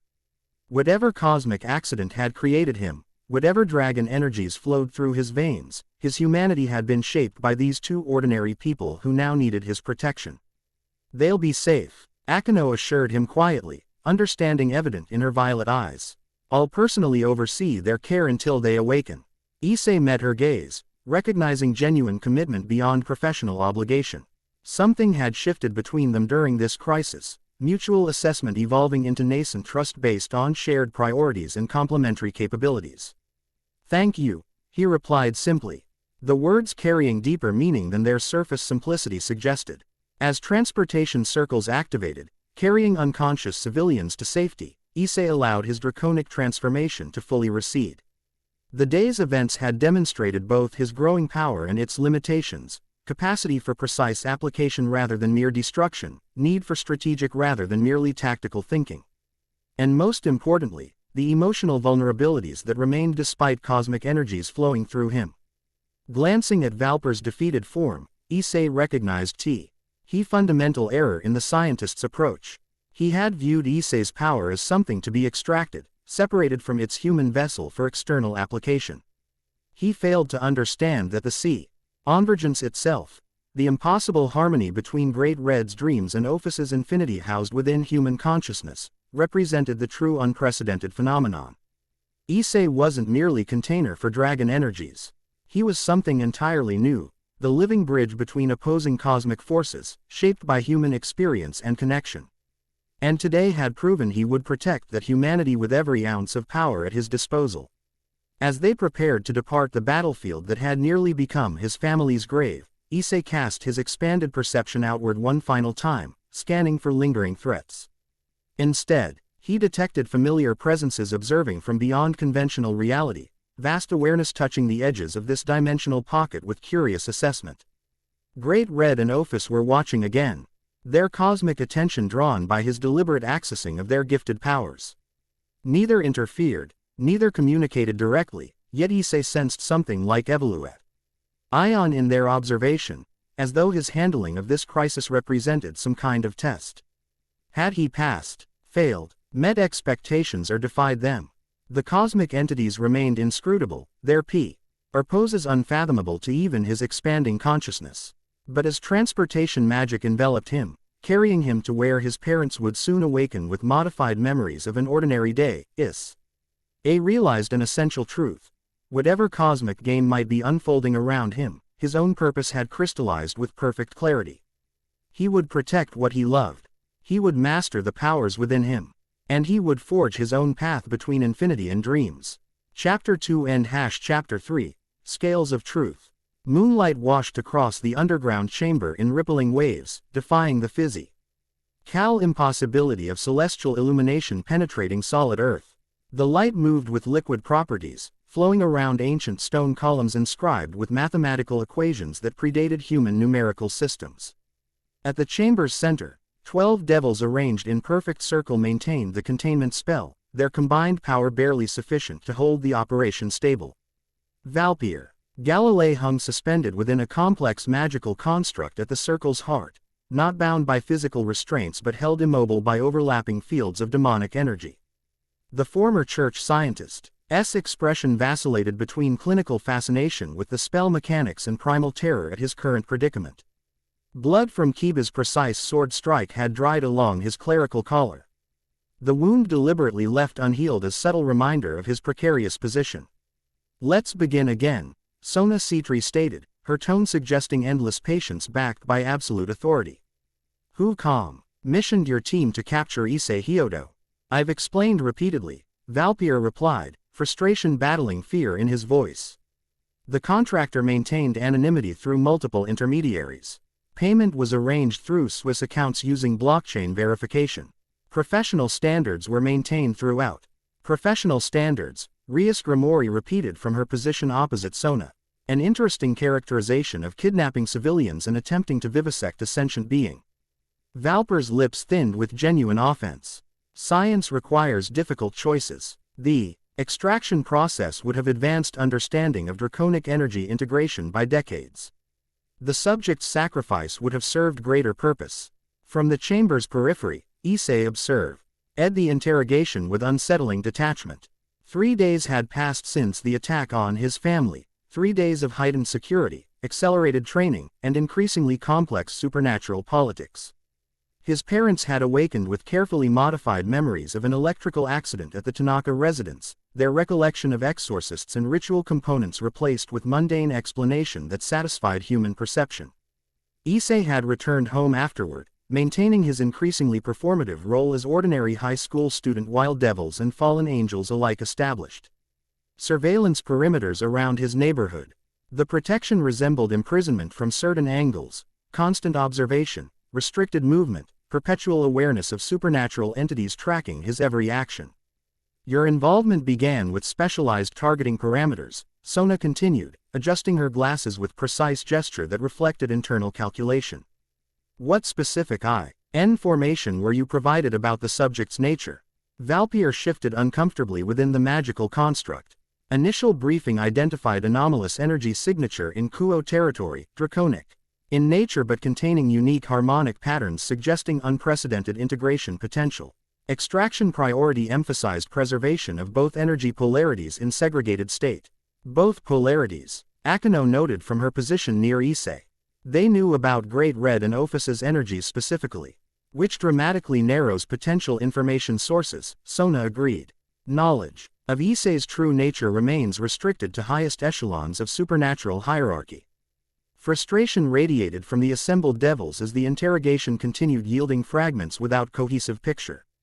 Valpyr clearly functioned as specialized operative rather than architect, dangerous tool deployed with deliberate information limitations to prevent precisely this type of intelligence breach.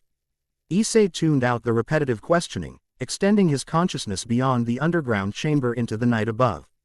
Kuo town slept under illusion of ordinary existence, its human inhabitants unaware of multiple supernatural factions currently converging on their community. Beyond devil security perimeters, he sensed other watchers, fallen angels maintaining observation from strategic vantage points. Yokai slipping between shadows to gather intelligence, and something else, something ancient and vast approaching with deliberate patience. "You're detecting it too," Akino murmured beside him, violet eyes studying his expression with scientific interest. "The draconic presence entering our territory." Issei nodded, admiring how precisely her supernatural senses had evolved. Massive power signature moving toward Kuo Lake.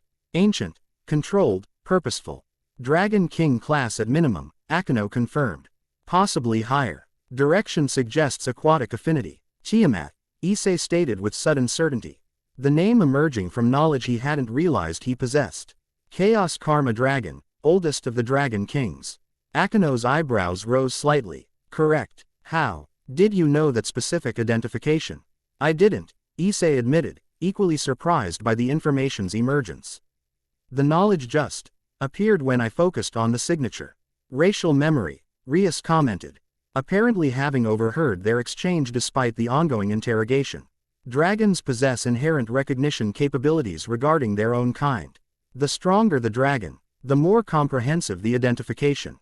The explanation made logical sense yet left Issei unsettled, another reminder of how his humanity increasingly shared consciousness with something decidedly not human. Each day brought new abilities, new knowledge, new instincts that emerged without conscious study or practice. His existence increasingly resembled integration rather than singular identity, human consciousness. Great Red's creative chaos, and Ophis's infinite stillness achieving impossible harmony within one being. She's coming for me, Issei realized aloud, the certainty settling into his awareness with crystalline clarity. This isn't coincidence or territorial patrol. She's specifically responding to my awakening. Sona paused the interrogation, attention shifting fully to this new development. You're certain of the targeting? Absolutely, Issei confirmed. Her movement pattern indicates direct approach to my energy signature despite multiple supernatural presences she could investigate. This is deliberate contact. The devils exchanged concerned glances, unspoken calculations evident in their expressions. Dragon Kings operated outside established faction hierarchies, ancient powers predating current supernatural political structures, following agendas comprehensible only to their kind.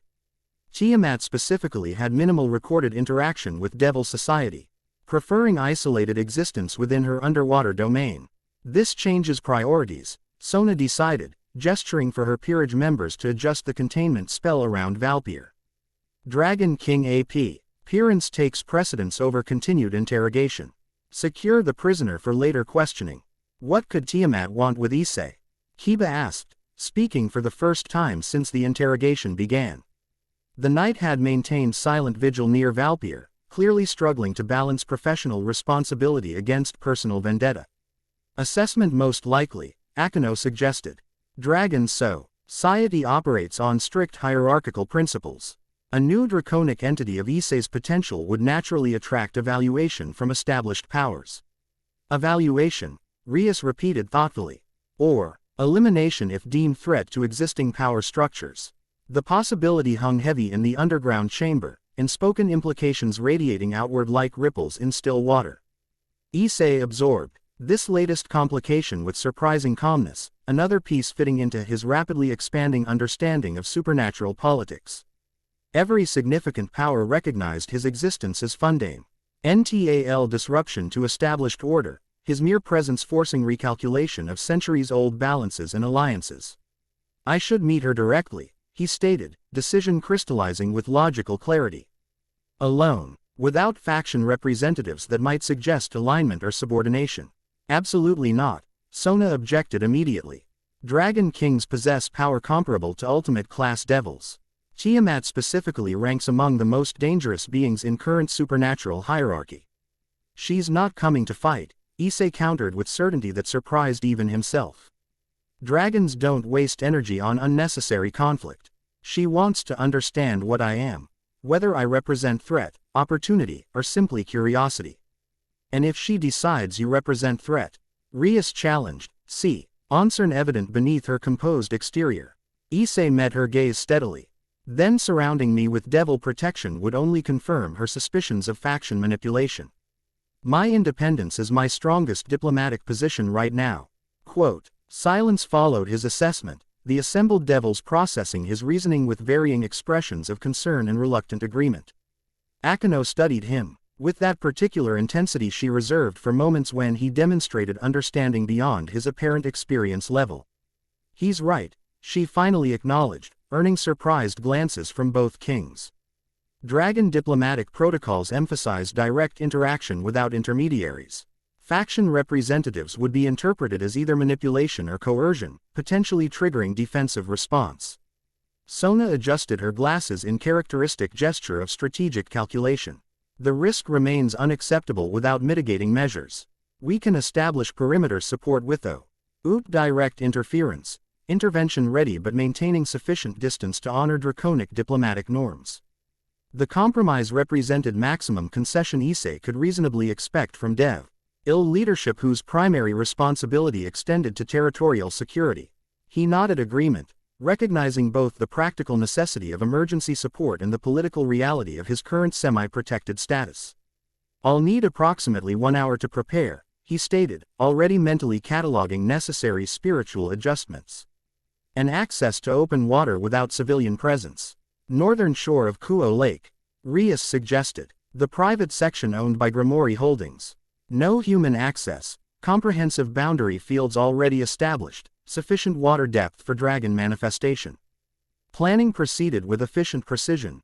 Devil security establishing parameters, communication protocols developed for emergency intervention, surveillance networks adjusted to accommodate unprecedented diplomatic encounter.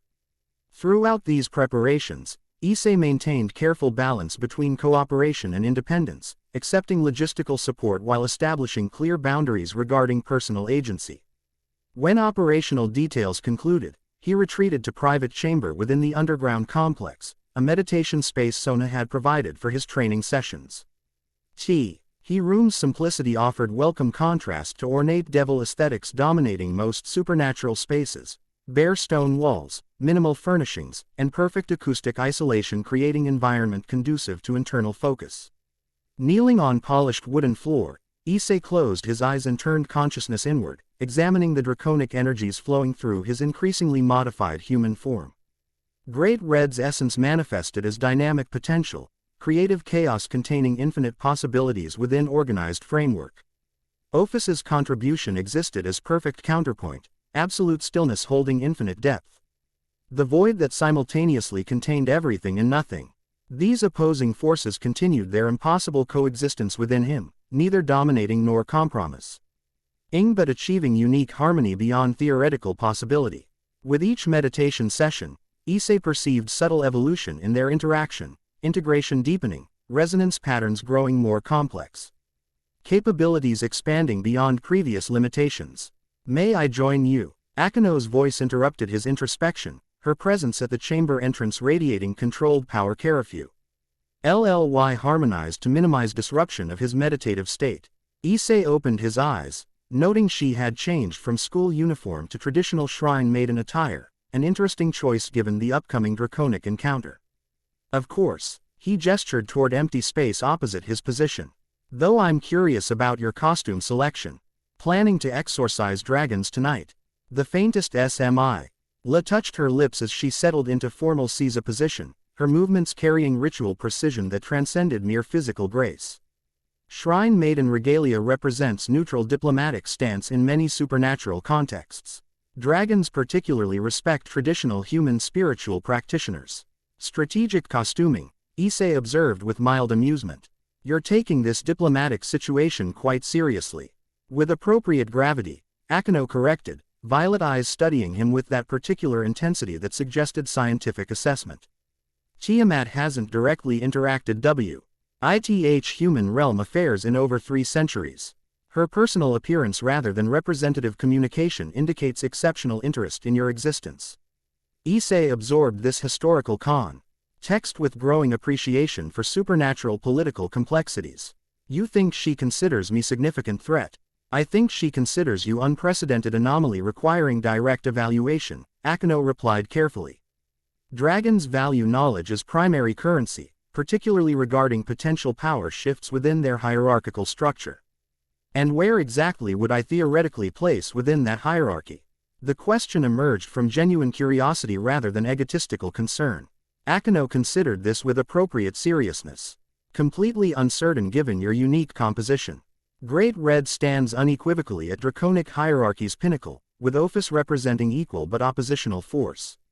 A being containing aspects of both exists entirely outside established classification systems." The assessment landed with uncomfortable weight, highlighting once again the fundamental disruption his existence represented to supernatural order.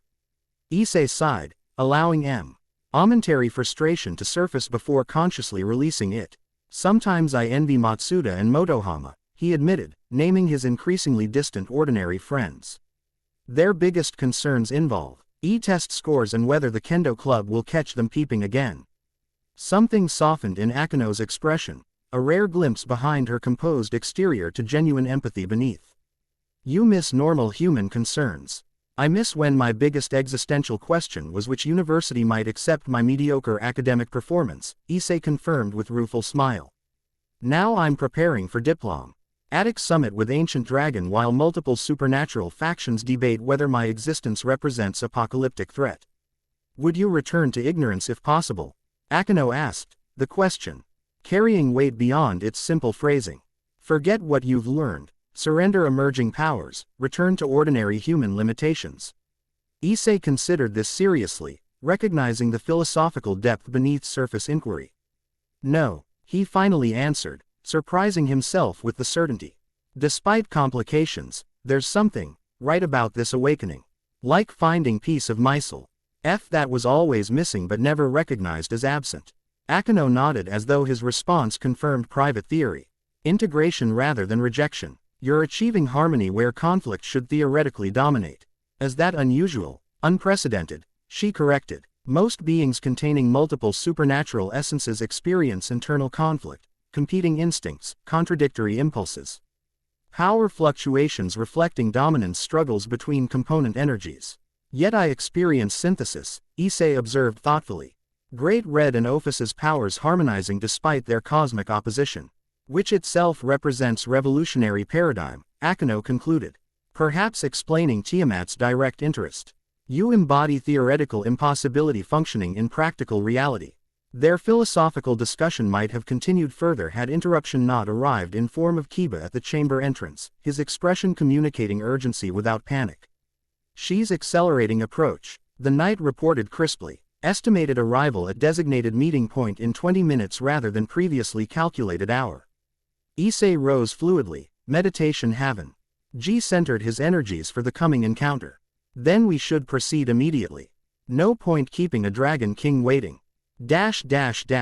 Kuo Lake spread vast and mirror dark beneath waxing gibbous moon. Its surface unnaturally still despite gentle breeze rippling through surrounding pines. Private access road had delivered them to secluded shoreline owned by Grimory Holdings, elegant boathouse and Odin dock extending into deep water where night shadows concealed the lake's true depth. Boundary fields shimmered at perception's edge, invisible to human awareness but clearly apparent to supernature. Al's senses as overlapping protection matrices. Issei stood alone at dock's end, Akino maintaining respectful distance near boathouse while Devil security forces established observation perimeter beyond visual detection range. His senses extended outward across the water, tracking massive presence approaching beneath surface with deliberate, measured progress. The draconic energy signature dwarfed anything he'd previously encountered, ancient, complex, containing power accumulated through millennia of existence. When the lake's center began to glow with ethereal blue luminescence, Issei straightened his posture and consciously regulated energy emission. The diplomatic protocols Akino had hastily explained emphasized balanced presentation, neither aggressive dominance display nor submissive energy suppression, but controlled manifestation indicating self-awareness and respect. Water parted in expanding circle as massive form rose from depths, scales gleaming sapphire and aquamarine, phosphor. Horrescent patterns tracing ancient symbols along flanks that would dwarf modern buildings. Tiamat, Chaos Karma Dragon and oldest of Dragon Kings, emerged with deliberate majesty that commanded instinctive reverence. Her serpentine neck supported regal head crowned with crystalline horns that captured moonlight and transformed it into prismatic display. Multiple wings extended briefly, shedding diamond bright water droplets before folding against her massive body. Her size alone should have terrified, yet Issei felt strange calmness as the ancient being's gaze focused upon him, massive eyes containing depths that reflected stars not visible in Earth's night sky. Recognition stirred within him. Not personal memory but something deeper, more primal, as though part of him had always known this entity. So, Tiamat's voice resonated across the water, bypassing physical sound to manifest directly in consciousness. You are the convergence anomaly. Smaller than expected. The observation contained neither insult nor compliment. Merely clinical assessment. Issei responded with equal directness, instinctively understanding appropriate protocol. My current form remains primarily human, he acknowledged. The draconic energies manifest selectively rather than through complete transformation. Tiamat's massive head tilted slightly, multifaceted eyes studying him with scientific intensity. Interesting choice. Most beings containing such power would prioritize maximum manifestation. You deliberately maintain human limitation. Not limitation, Issei corrected thoughtfully. Foundation. Humanity provides context and purpose for power that might otherwise exist without direction. This perspective appeared to intrigue the Dragon King, ripples spreading outward as she moved closer to the dock. Water drained from her scales through complex channel systems that suggested evolutionary adaptations for transitioning between aquatic and terrestrial environments. You speak with unusual wisdom for one so recently awakened, Tiamat observed, massive form now close enough that her exhaled breath carried scent of ancient oceans and ozone. Yet your energy signature remains chaotic, unrefined. Conflicted potential without established framework. Before Issei could respond, Tiamat's form began to shimmer with intense blue light, her massive draconic body compressing and figuring through transformation that defied physical limitations. The light collapsed inward until standing before him on the dock was humanoid figure, tall woman with azure hair cascading to ankles, EY's maintaining multifaceted crystalline quality within otherwise human features. Her attire resembled ancient Mesopotamian royalty, layered robes embroidered with mathematical equations rather than decorative patterns.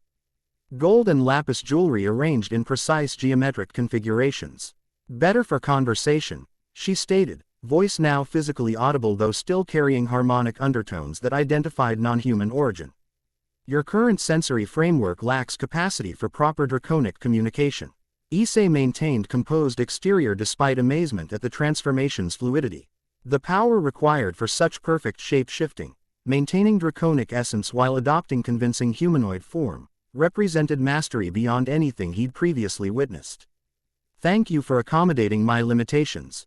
He responded with genuine respect. May I ask the purpose of your visit, Tiamat-sama? The Dragon King's lips curved slightly at his honorific use, neither accepting nor rejecting the formality. Purpose is evaluation. When red and void inadvertently create something new, consequences ripple across dimensional boundaries. I come to determine whether those ripples represent threat, opportunity, or merely curiosity. Her directness matched reports of draconic diplomatic norms, appreciatively lacking the political obfuscation characterizing devil or angel communication. Issei responded with equal forthrightness, recognizing honesty's value when addressing being who had witnessed millennia of deception. I represent no intentional threat, he stated clearly. I didn't choose this existence but accept responsibility for the power I contain. My intention is control and understanding rather than dominance or destruction. Noble sentiment, Tiamat acknowledged without obvious judgment. Yet intentions matter less than capacity and nature.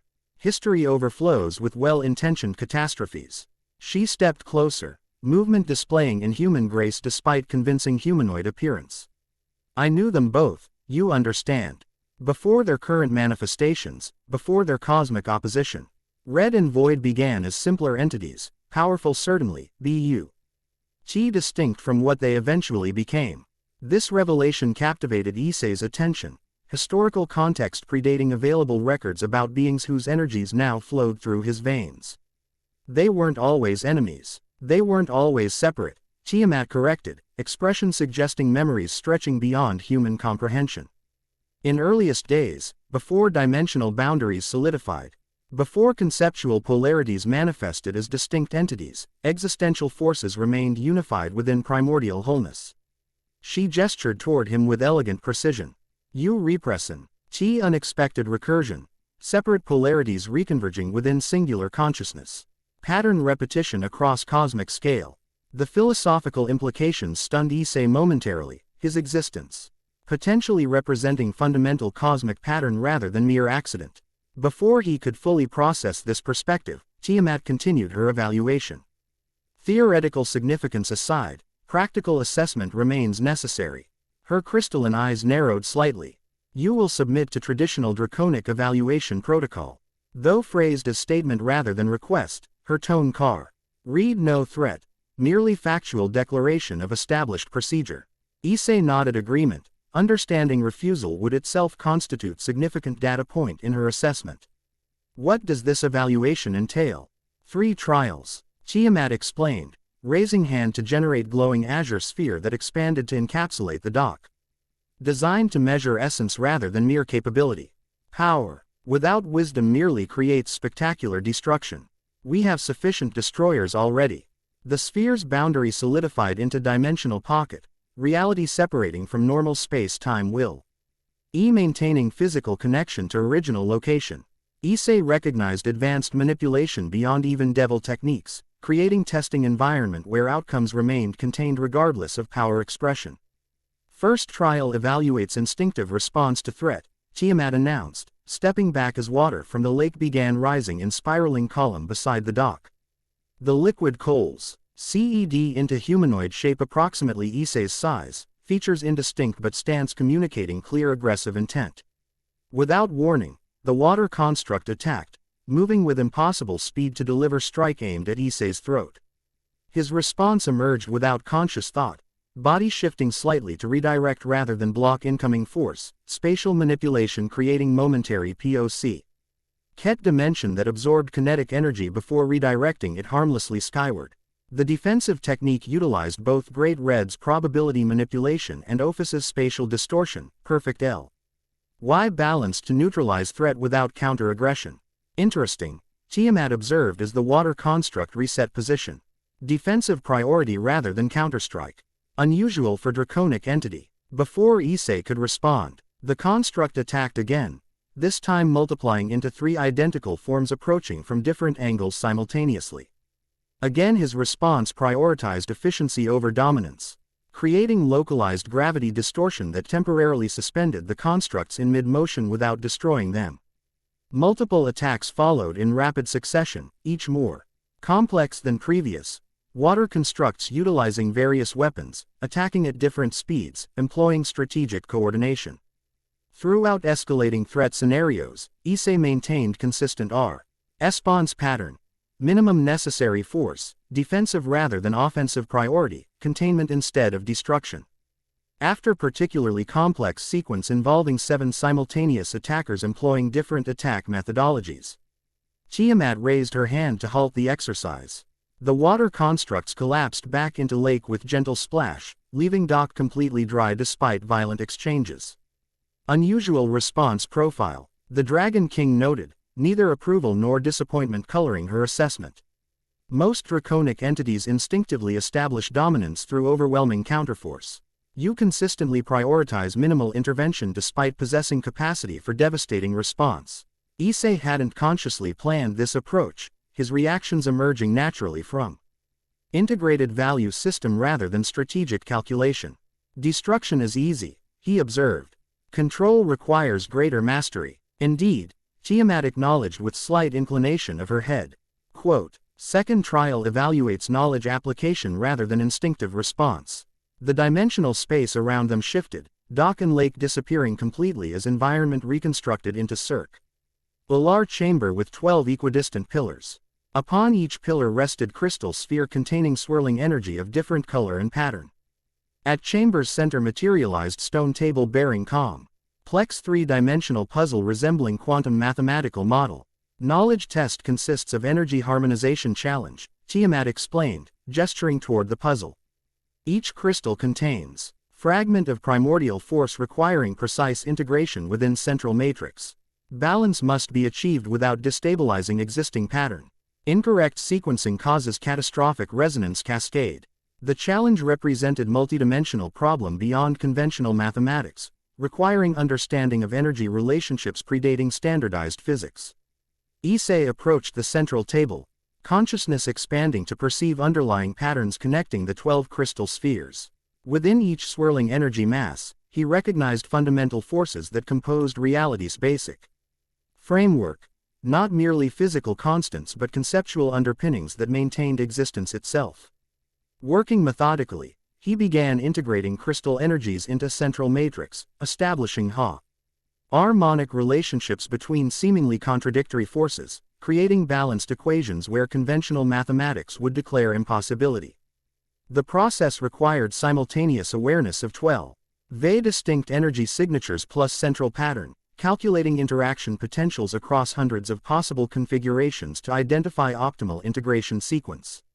What might have appeared as simple puzzle solving to external observer actually represented reality manipulation at fundamental level, Issei essentially rewriting small portion of existence's underlying code to create harmony where chaos should theoretically dominate. The process felt strangely familiar, resonating with his ongoing internal balance between Great Red and Ophis's opposing energies. When final crystal integrated perfectly into central matrix, the completed structure emitted soft golden light that expanded outward in concentric rings. Tiamat observed with unreadable expression as the harmonized energy pattern stabilized, continuing to function independently without further input. You recognized conceptual foundations rather than merely manipulating surface energies, she noted with first hint of genuine interest. Most beings perceive only physical manifestations without understanding underlying principles. Even among dragons, such comprehensive perception remains uncommon. The pattern resembles internal harmony I've been developing between opposing forces, Issei explained, studying the completed matrix with academic fascination. Great Red and Ophis represent fundamental polarity, creation versus void, motion versus stillness, expression versus potential. Finding balance between them has required similar harmonization principles. Tiamat circled the completed puzzle, studying it from various angles with scientific precision. You've created sustainable recursion loop, self-reinforcing harmonic pattern that actually improves stability through continued operation. Beyond mere problem resolution to system enhancement. Her assessment carried first indication of approval, though carefully measured rather than enthusiastic. Final trial evaluates essence rather than ability. Prepare yourself. Without further explanation, Tiamat extended her hand toward Issei, palm emanating intense blue light that engulfed him completely. Consciousness separated from physical form as he found himself standing in vast emptiness. Not the dimensional gap's chaotic void but perfectly neutral space without reference points or sensory input. Before him stretched enormous reflective surface MBLING mirror but composed of liquid mercury, its surface rippling with gentle undulation. Within its depths, images began forming, not reflecting his current appearance but showing variant forms across probability spectrum. Each reflection represented different possible manifestation of his existence. Some predominantly human with minimal draconic influence, others almost entirely transformed into dragon configurations. Some balanced between forms, others transcending physical limitation completely. The mirror of essence, Tiamat's voice explained from everywhere and nowhere simultaneously. It reflects not what you appear to be, but all you might potentially become. Choose the reflection that represents your true nature. The instruction seemed straightforward yet contained philosophical trap. Hundreds of potential manifestations rippled across the mercurial surface, each representing valid expression of his composite existence. The obvious impulse, selecting most powerful or impress configuration, would reveal prioritization of strength over substance. Issei studied the variants with thoughtful consideration, recognizing deeper evaluation underlying seemingly simple choice. After careful observation, he stepped back from the mirror entirely, turning to address the emptiness around him. I reject the premise, he stated clearly. My true nature isn't fixed point within obability spectrum but conscious navigation through potential manifestations. The ability to choose appropriate expression for each circumstance represents greater truth than singular, true form, concept. Silence followed his response, emptiness seeming to evaluate his answer with contemplative intensity. Then, without warning, he found himself back on the dock. Dimensional testing space collapsed back into normal reality. Tiamat stood before him in her humanoid form, expression thoughtful as moonlight played across crystalline features. Interesting, she said finally. Most beings instinctively select reflection representing maximum power expression or alignment with predetermined self-concept. Your rejection of false dichotomy demonstrates unusual perspective transcendence. She stepped closer, studying him with intensified focus. You are dangerous, Issei Hyodo. Not through malevolent intent or uncontrolled power, but because you represent paradigm shift, living embodiment of synthesis between forces defined by opposition. The assessment carried neither threat nor praise, merely factual observation delivered with clinical precision. Issei accepted it with equal equanimity, understanding that from cosmic perspective, revolutionary change and catastrophic destruction often appeared indistinguishable. "Is that your evaluation conclusion?" he asked. "That my existence presents dangerous disruption to established order. My conclusion," Tiamat replied carefully, "is that you deserve continued observation rather than immediate intervention. Your development pattern suggests constructive integration rather than destabilizing conflict. Whether that integration ultimately strengthens or threatens cosmic balance remains undetermined." She gestured toward the lake, water rippling in response to her subtle command. "I will maintain periodic assessment as your manifestation continues evolving. Neither interference nor assistance, merely observation and documentation." Relief mingled with lingering concern as Issei processed her decision. Dragon King neutrality represented significant diplomatic victory compared to potential hostility, yet, continued observer Qian, implied ongoing evaluation with intervention remaining possible should her assessment change. "Thank you for fair evaluation," he acknowledged with respectful inclination of his head. "May I ask one question before you depart?" Tiamat raised eyebrow fractionally, gesture surprisingly human despite her true nature. "You may ask. I may choose not to answer.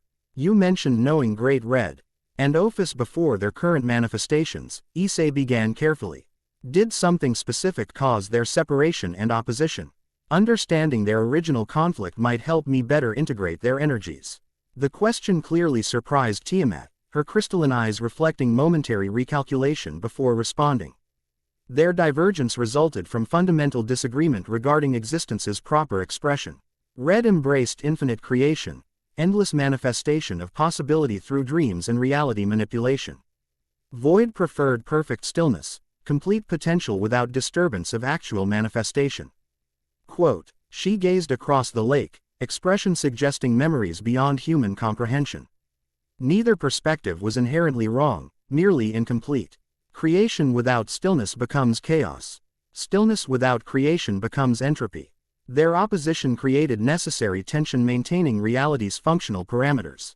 Balance through opposition, Issei observed thoughtfully. Dynamic equilibrium rather than static harmony. Precisely, Tiamat confirmed. Though your existence suggests alternative possibility, integration rather than opposition potentially creating new equilibrium paradigm. Whether universal application proves viable remains theoretical question of significant interest. With that cryptic observation, she stepped backward off the dock. Body shimmering with azure light as transformation reversed, humanoid form expanding and reconfiguring into massive draconic manifestation. Water embraced her seamlessly as she submerged, saw higher scales disappearing beneath dark surface until only ripples remained to indicate her passage. Issei stood motionless for several moments, processing the encounter's implications while watching moonlight play across disturbed water. Tiamat's evaluation had concluded without clear threat or alliance, leaving him in diplomatic limbo that simultaneously represented opportunity and vulnerability. Her neutral observation maintained his independence while providing neither protection nor guidance moving forward. Impressive performance, Akino's voice broke his contemplation as she approached along the dock. Traditional shrine maiden attire flowing gracefully with each step. Few beings successfully navigate Dragon King evaluation without either destruction or subordination. Were you watching? Issei asked, surprised given the dimensional boundary Tiamat had established around their interaction. Not directly, Akino clarified. But dragon energy emissions during trials created eatable patterns for those with appropriate perception abilities. You maintained remarkable balance throughout escalating challenges. Her violet eyes studied him with that particular intensity that suggested scientific assessment combined with genuine curiosity. What exactly did she test during that final trial? Energy patterns became completely internalized, impossible to monitor externally. Essence evaluation, Issei explained. Finding appropriate terminology challenging for experience that transcended conventional description. She presented choice between potential manifestations of my existence, asking which represented my true nature. And your response earned approval, Akino surmised from Tiamat's peaceful departure. Interesting. Dragon Kings rarely grant evaluation subject. CTS ambiguous status, Classification typically results in clear categorization as either threat, asset, or irrelevance. She said I deserved continued observation, Issei confirmed, turning to walk beside Akino as they left the dock. Neither intervention nor assistance, just monitoring as my development continues. Diplomatic victory by supernatural standards, Akino acknowledged as they approached the boathouse where Devil security awaited debriefing. Dragon neutrality represents significant achievement compared to potential hostility. Before they rejoined the Devil contingent, Issei paused, needing to articulate something that had crystallized during Tiamat's final trial. She showed me hundreds of potential manifestations, different versions of what I might become depending on how these energies evolve within me. And that troubled you? Akino asked perceptively, noting his pensive expression. Not troubled exactly, Issei clarified, struggling to articulate complex realization. It was more illuminating. Each version represented valid expression of what I am, yet none felt completely authentic. The truth exists in navigation between possibilities rather than commitment to single manifestation. Understanding dawned in Akino's expression. You're rejecting predetermined destiny in favor of continuous choice. Potential over predetermination. Exactly, Issei confirmed, relieved at her comprehension. Which seems significant given the forces involved. If Great Red represents infinite creation and Ophis embodies perfect potential, then perhaps my purpose involves conscious choice between infinite possibilities rather than inevitable expression of either extreme. Akino considered this philosophical perspective with appropriate seriousness, violet eyes reflecting moonlight as she formulated response. An intriguing hypothesis with significant implications. Conscious navigation rather than passive channeling would represent unprecedented agency within cosmic energy framework. Their philosophical discussion paused as they reached the boathouse where Sona and Rias awaited debriefing, both Devil heiresses maintaining composed exteriors despite evade. NT curiosity regarding the Dragon King encounter. Issei provided detailed account of Tiamat's evaluation, describing trials and outcomes while carefully noting diplomatic implications of her continued neutral observation. Neutrality represents optimal outcome given circumstances, Sona concluded after absorbing his report. Dragon King intervention would have complicated territorial security arrangements beyond sustainable parameters. Quote, while also potentially attracting attention from other draconic entities, Rias added thoughtfully. Tiamat's independent assessment rather than factional alignment preserves your diplomatic flexibility moving forward.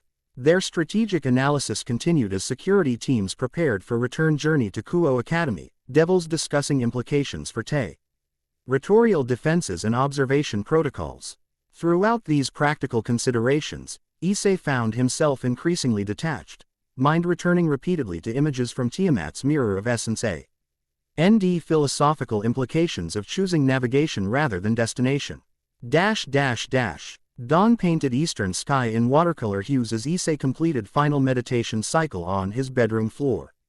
After returning from Tiamat's evaluation, he had declined Sona's offer of secure accommodations within Academy grounds, preferring familiar surroundings despite potential security vulnerabilities. Devil observation teams maintained perimeter surveillance, their energy signatures faintly detectable at neighborhood boundaries like distant radio static. The night's events had crystallized something within H.I.M. determination to define his own development path rather than accepting predetermined trajectory based on constituent energies. Tiamat's trials had demonstrated both his potential and his philosophical perspective, confirmation that integration rather than dominance represented viable approach to his unique existence.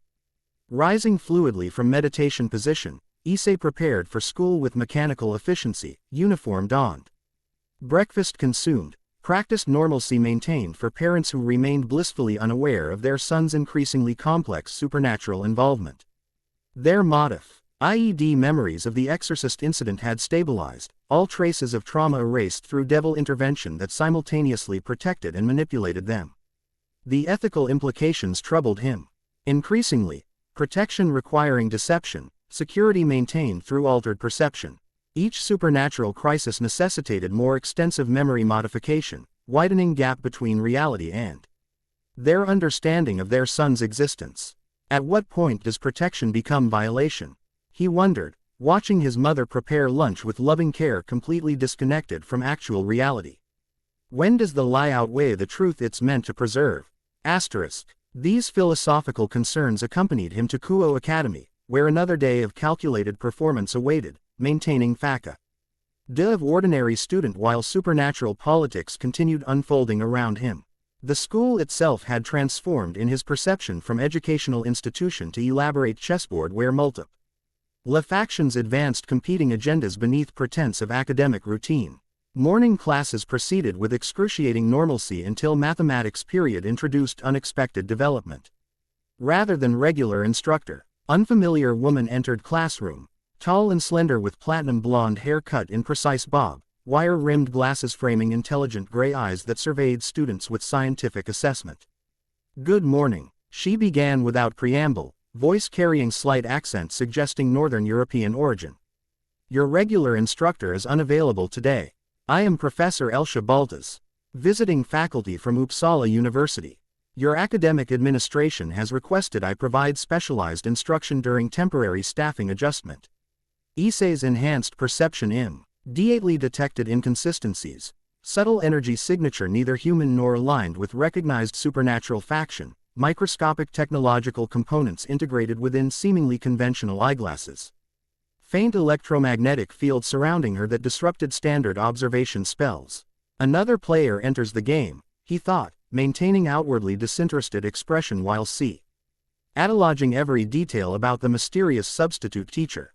Her attire, conservative charcoal pantsuit with burgundy blouse, projected academic professionalism while practical footwear suggested readiness for potential physical engagement. No obvious weapons, but multiple accessory items that could potentially serve specialized functions beyond apparent purpose. Professor Baltas proceeded with mathematics instruction demonstrating expertise significantly beyond standard curriculum, presenting complex theoretical concepts with clarity that engaged even usually disinterested students. Throughout her presentation, her gaze returned repeatedly to Issei, clinical assessment disguised as normal classroom monitoring but containing unmistakable focused interest. When class concluded, she announced, "Hyodo-kun, please remain for brief discussion regarding your recent assignment submission." The transparent pretext fooled no one. Issei hadn't submitted any unusual assignments recently, but provided convenient cover for initial contact. As other students departed for lunch break, he remained seated, maintaining relaxed posture while internally preparing for potential confrontation.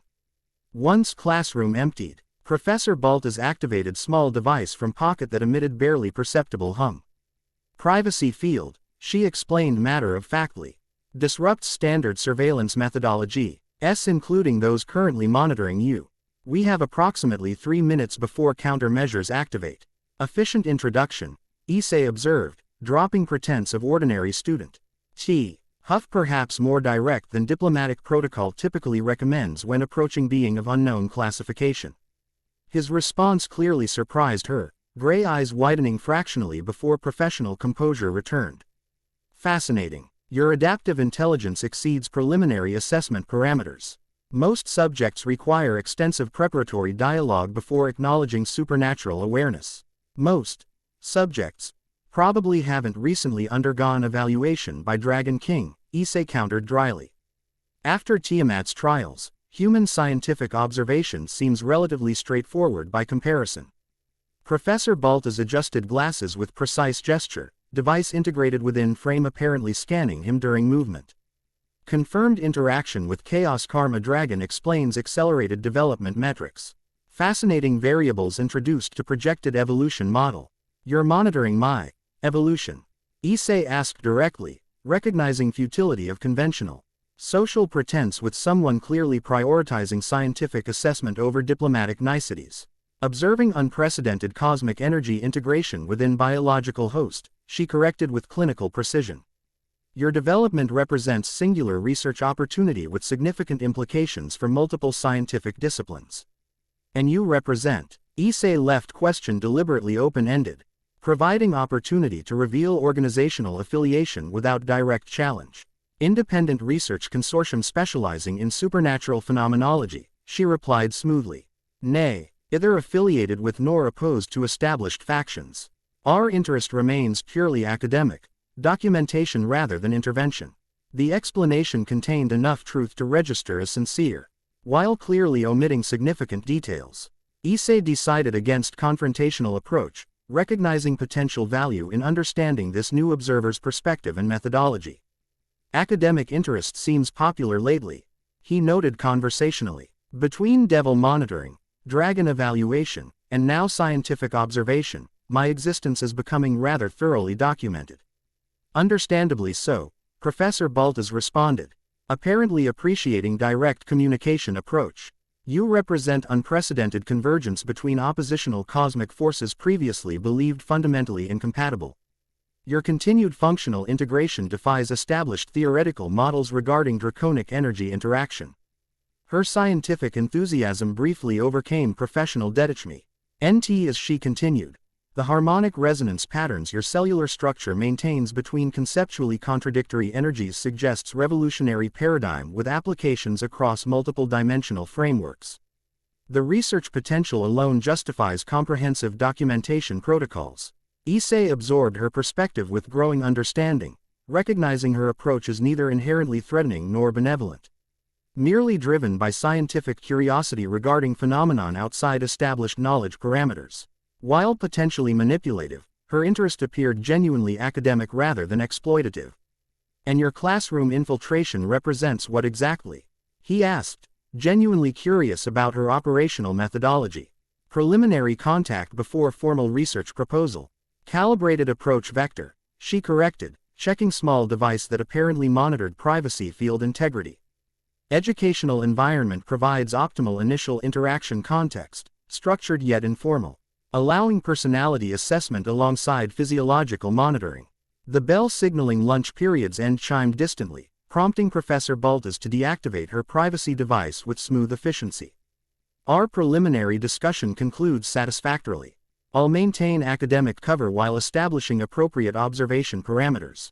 You realize devils control this territory. Issei felt obligated to mention. Your presence without formal notification violates established supernatural diplomatic protocols. Something resembling amusement flickered across her otherwise composed features. Protocols primarily concern interventional entities rather than observational researchers. Besides, appropriate administrative authorizations were processed through conventional channels. Your devil associates prioritize procedural legitimacy over functional enforcement. With that surprisingly astute assessment of devil bureaucratic psychology, Professor Bao Tush gathered materials and departed classroom with professional nod that perfectly mimicked normal teacher-student interaction for any observers. The entire exchange had lasted less than 5 minutes, yet introduced entirely new factor into Issei's increasingly complex situation. As afternoon classes resumed, he found himself analyzing this latest development alongside existing complications. Unli. K-Devil protection with clear political implications or Tiamat's evaluation with established draconic protocols. This scientific observation represented wild card, unknown organization with unclear CA abilities and agenda focused specifically on his evolutionary potential. When school finally concluded, Issei declined Matsuda and Motohama's invitation to arcade, citing vague family obligations while avoiding direct falsehood. Their friendship had increasingly become performance rather than genuine connection, his expanding awareness creating gulf between them that politeness alone couldn't bridge. They accepted his excuse with good-natured complaint, their ordinary concerns increasingly alien to his experience yet somehow precious in their simplicity. Rather than heading home, Issei made deliberate detour toward small shrine where his training sessions with Akano typically occurred. No formal appointment had been scheduled for today, but intuition suggested the shrine maiden would appreciate immediate notification regarding new development rather than waiting for regular session. As anticipated, Akano already occupied the sacred space, not in shrine maiden attire but casual clothing, suggesting day without official responsibilities. She knelt before small rock garden, methodically raking patterns that created meditative focus point. Her energy signature registered his approach before physical senses could detect him. Violet eyes meeting his as he entered the clearing. An scheduled visit suggests noteworthy development, she observed, setting rake aside with practiced movement that emphasized unconscious grace. New player entered observation matrix, Issei confirmed, settling cross-legged near rock garden's edge. Academic representative infiltrated school faculty, established direct contact during mathematics instruction. Interest immediately sharpened Akino's expression as he detailed encounter with Professor Baltas, describing both explicit statements and implicit indicators suggesting organized scientific observation program. Her reaction combined professional assessment with personal concern, analytical regarding security implications while genuinely protective regarding his well-being. Physical description and methodological approach suggest Gra-Ugla involvement, she concluded after absorbing his report. Northern European Research Organization specializing in supernatural cataloging and analysis. Theoretically neutral regarding faction politics but historically opportunistic regarding research subjects. Dangerous, Issei asked directly, rusting her assessment more than devil leadership's potentially politically motivated analysis. Not conventionally threatening, Akino clarified thoughtfully. They prioritize observation over intervention, documentation over exploitation. However, their research sometimes attracts unwanted attention from entities seeking to weaponize their findings. She absent-mindedly resumed rake pattern in sand garden, organizing thoughts through precise physical movement. Their presence indicates your significance has registered beyond established supernatural hierarchy. Academic interest often increase. More aggressive factional approaches. Becoming rather popular for someone who was invisible 3 weeks ago, Issei observed with dry humor that masked genuine concern. At this rate, I'll need appointment secretary to manage observation schedule. Akino's lips curved slightly at his attempt at levity before serious consideration returned. Convergent interest from multiple unaligned entities suggests information breach regarding your nature. Knowledge of your specific composition, Great Red and Ophis convergence, should remain restricted to highest echelons of supernatural hierarchy. Valpier knew, Issei recalled, connecting disparate information points. His operational briefing specifically mentioned both energy polarities requiring segregated extraction. Someone with detailed knowledge about my composition hired him specifically because of that expertise, which dramatically narrows potential sources, Akino agreed, violet eyes darkening with concern. Even among devils, specific understanding of your origin remains carefully restricted information. The implications hung between them, security breach at highest levels suggesting coordinated interest beyond random opportunism. Multiple unrelated entities simultaneously focusing on his existence indicated deliberate information dissemination rather than coincidental discovery. Someone wants me found, Issei concluded quietly. These aren't random encounters but coordinated observation from different perspectives. Akino nodded slowly, reaching similar conclusion through parallel analysis. Question becomes: observation for what purpose?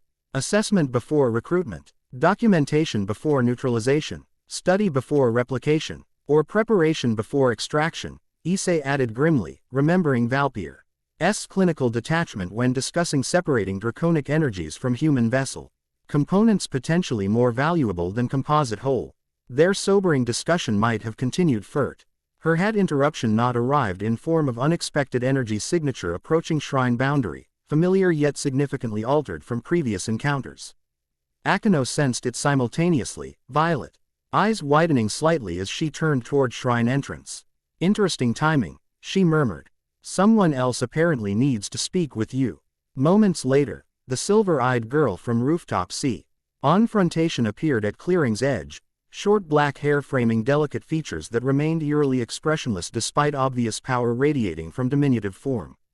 Unlike previous encounter, her energy signature now carried distinctive modification, perfect stillness overlaid with chaotic potential in combination immediately recognizable to Issei. You've changed, he observed, rising slowly to non-threatening stance. Your energy signature carries both void and chaos patterns now. The girl's head tilted slightly, silver eyes studying him with detached curiosity. Adaptation proves necessary for effective communication. This vessel now contains sufficient resonance patterns to establish meaningful dialogue. Her formal speech patterns and third-person reference struck Issei with sudden realization. You're not the same entity who confronted me on school rooftop. Correct assessment, she acknowledged without elaboration. Previous vessel operated under misapprehension regarding appropriate approach methodology. This interaction represents recalibrated communication attempt. Akino moved to position herself slightly between them, protective instinct clearly triggered. By unnatural energy signature emanating from seemingly human vessel. Identify yourself properly before approaching further. This sanctuary maintains specific protection protocols against unauthorized entities. The silver-eyed girl stopped at precisely calculated distance, respecting territorial boundary while maintaining direct visual contact with Issei. Designation remains irrelevant to functional purpose. This vessel serves as communication interface rather than independent entity. Interface for whom? Issei asked directly, growing certainty forming regarding actual identity behind this strange proxy. Silver eyes blinked once, slow and deliberate like reptile considering prey. For those who created you, Convergence Child. The Dragon of Infinity and Dragon of Dreams request dire. Court communication regarding unexpected development patterns. The confirmation landed with seismic impact. Great Red and Ophis, cosmic entities whose inadvertent energy collision had created his existence. Now actively seeking contact through constructed vessel. The implications transcended merely personal significance, suggesting fundamental shift in cosmic entities' previous non-interventionist approach to dimensional affairs.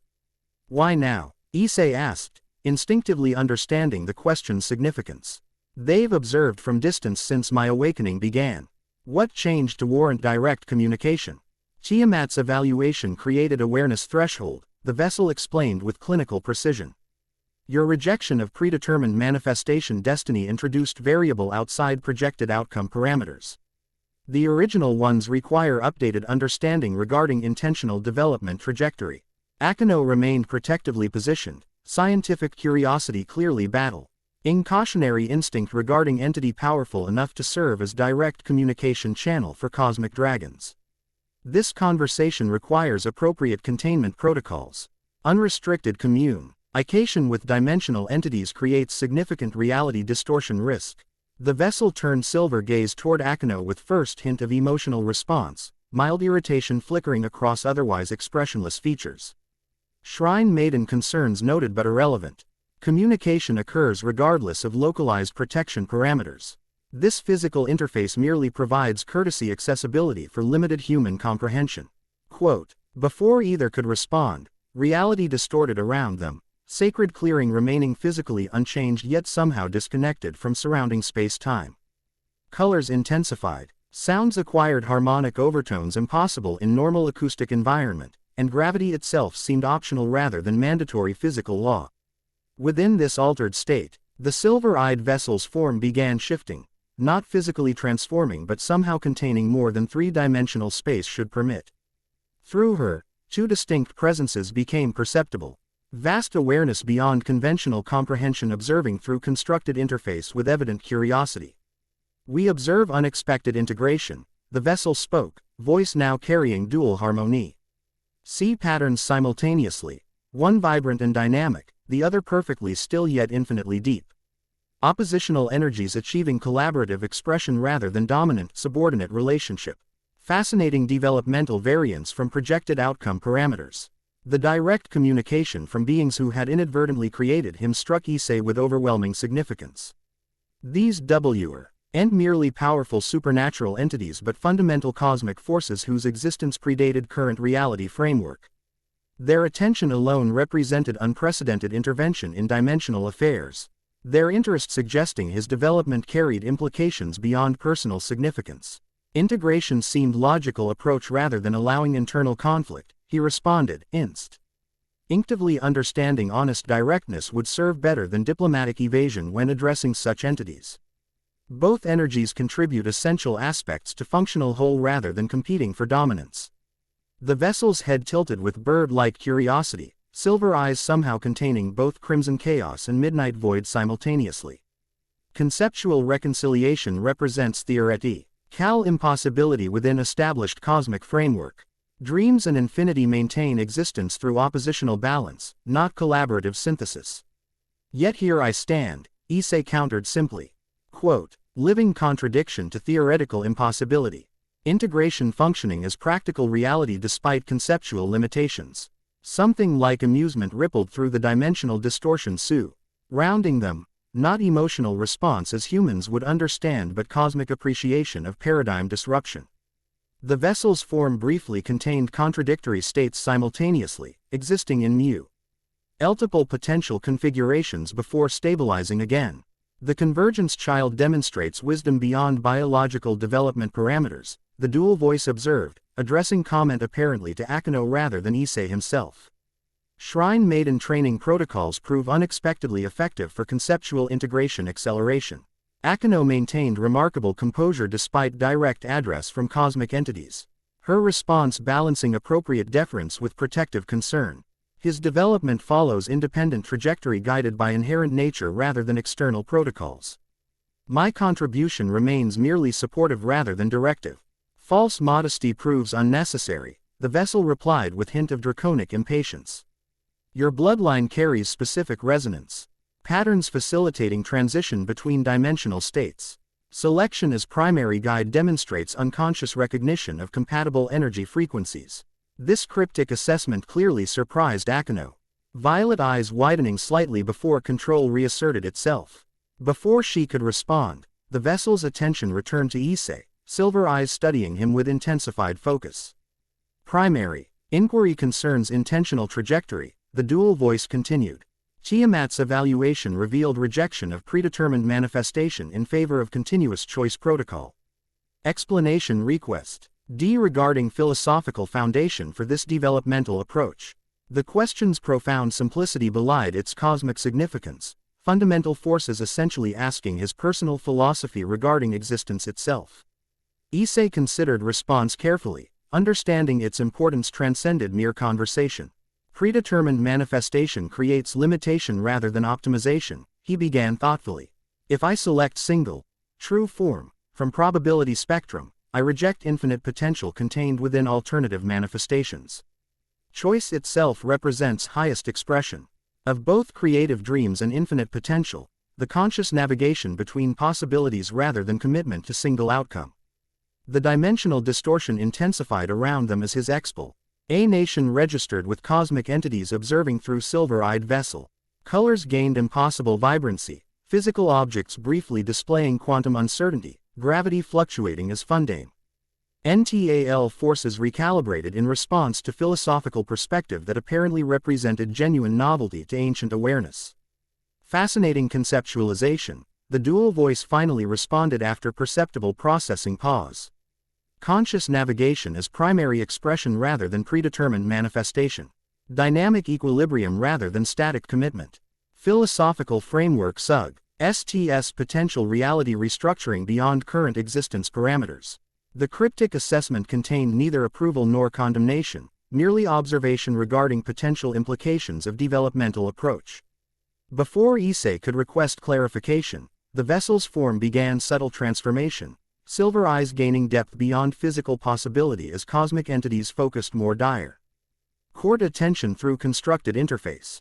Secondary observation concerns external intervention patterns, the dual voice continued with subtle tonal shift suggesting increased significance.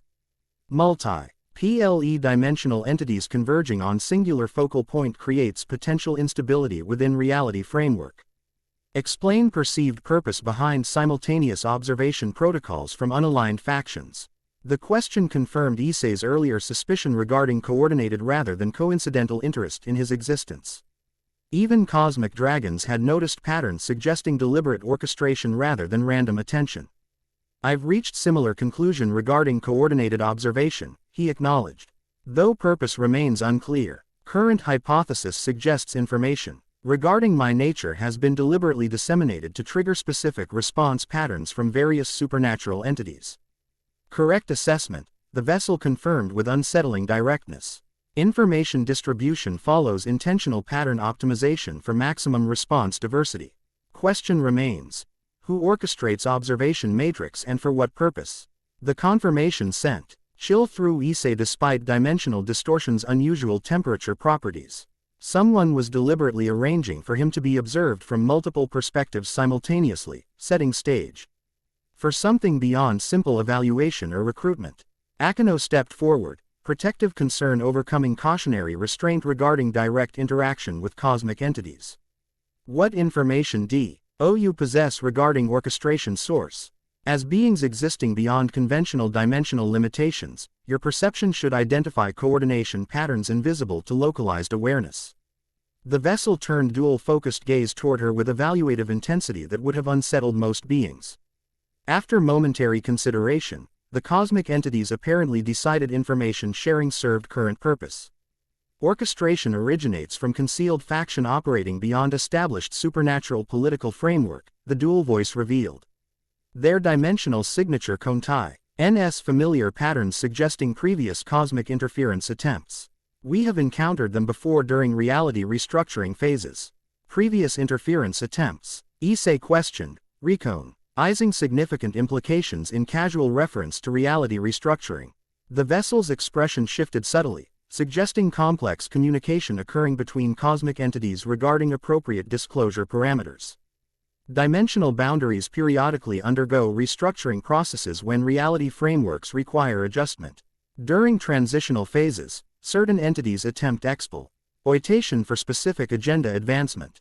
Current orchestration pattern resembles previous methodology documented during third restructuring phase. This revelation contained disturbing implications regarding both historical cosmic events undocumented in supernatural records and current situations' potential significance beyond personal impact. If Issei's existence somehow connected to cosmic restructuring processes, coordinated observation suggested preparation for something far beyond individual recruitment or neutralization. What exactly do they want?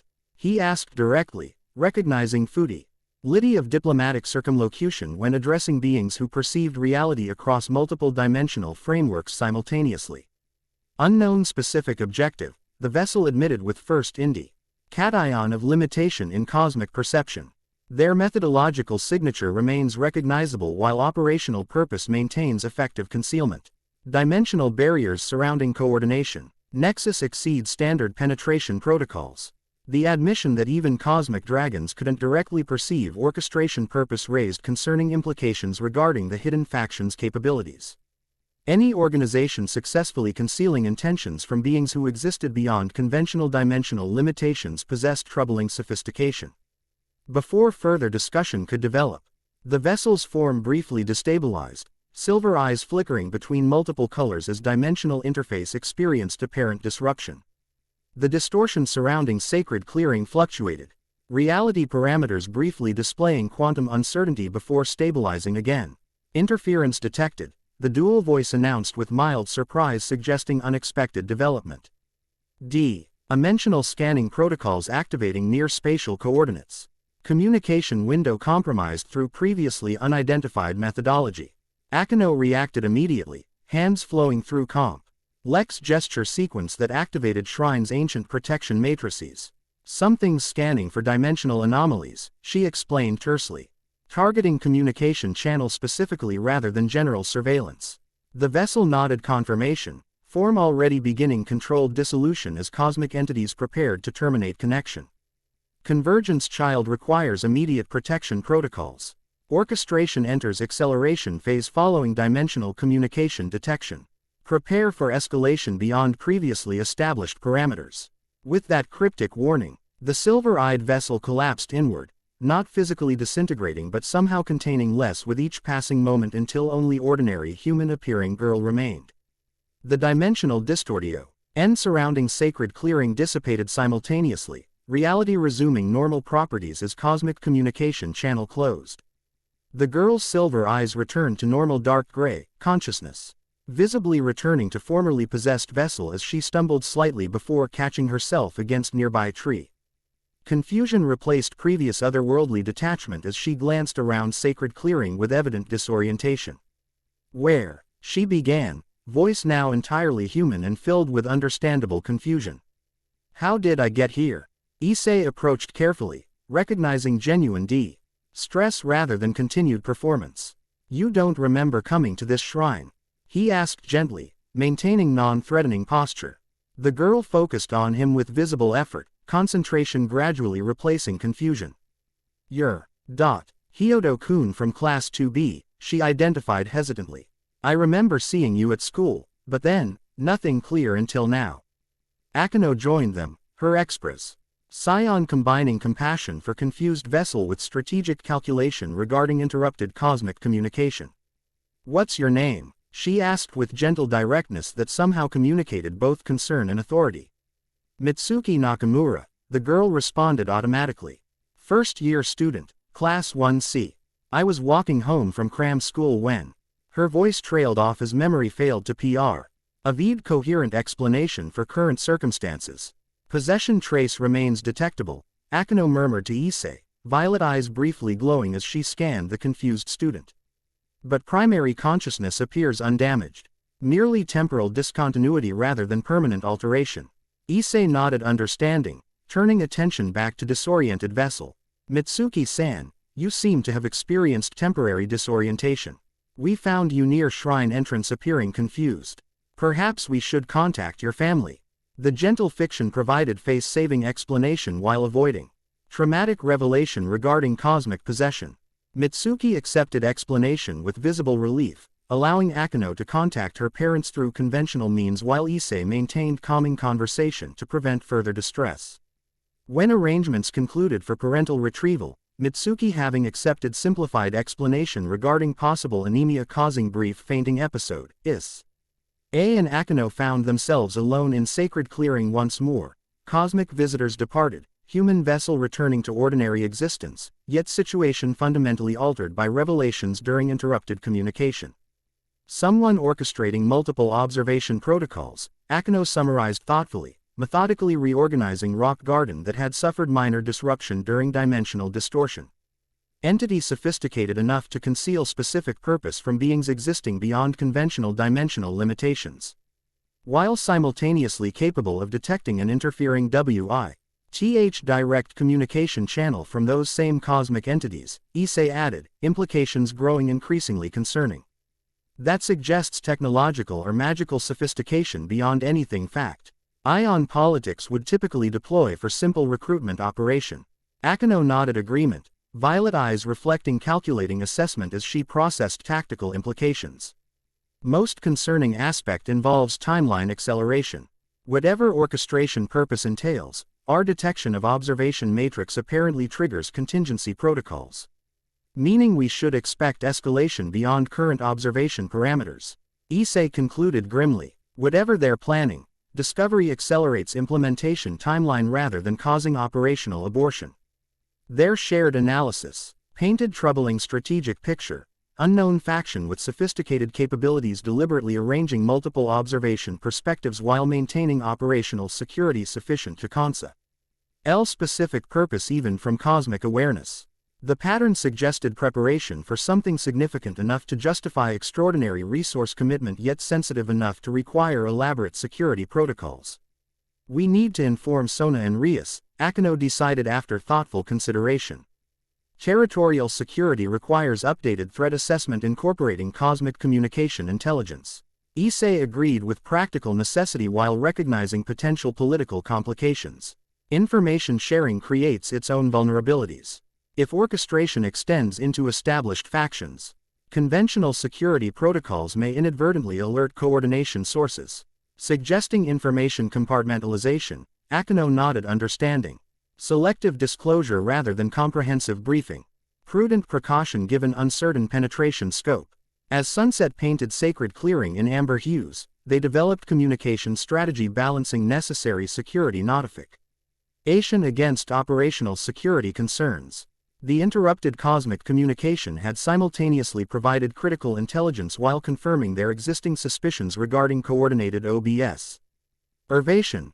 Someone had deliberately arranged for Issei to be examined from multiple perspectives by different supernatural entities. The question remained, observation for what ultimate purpose?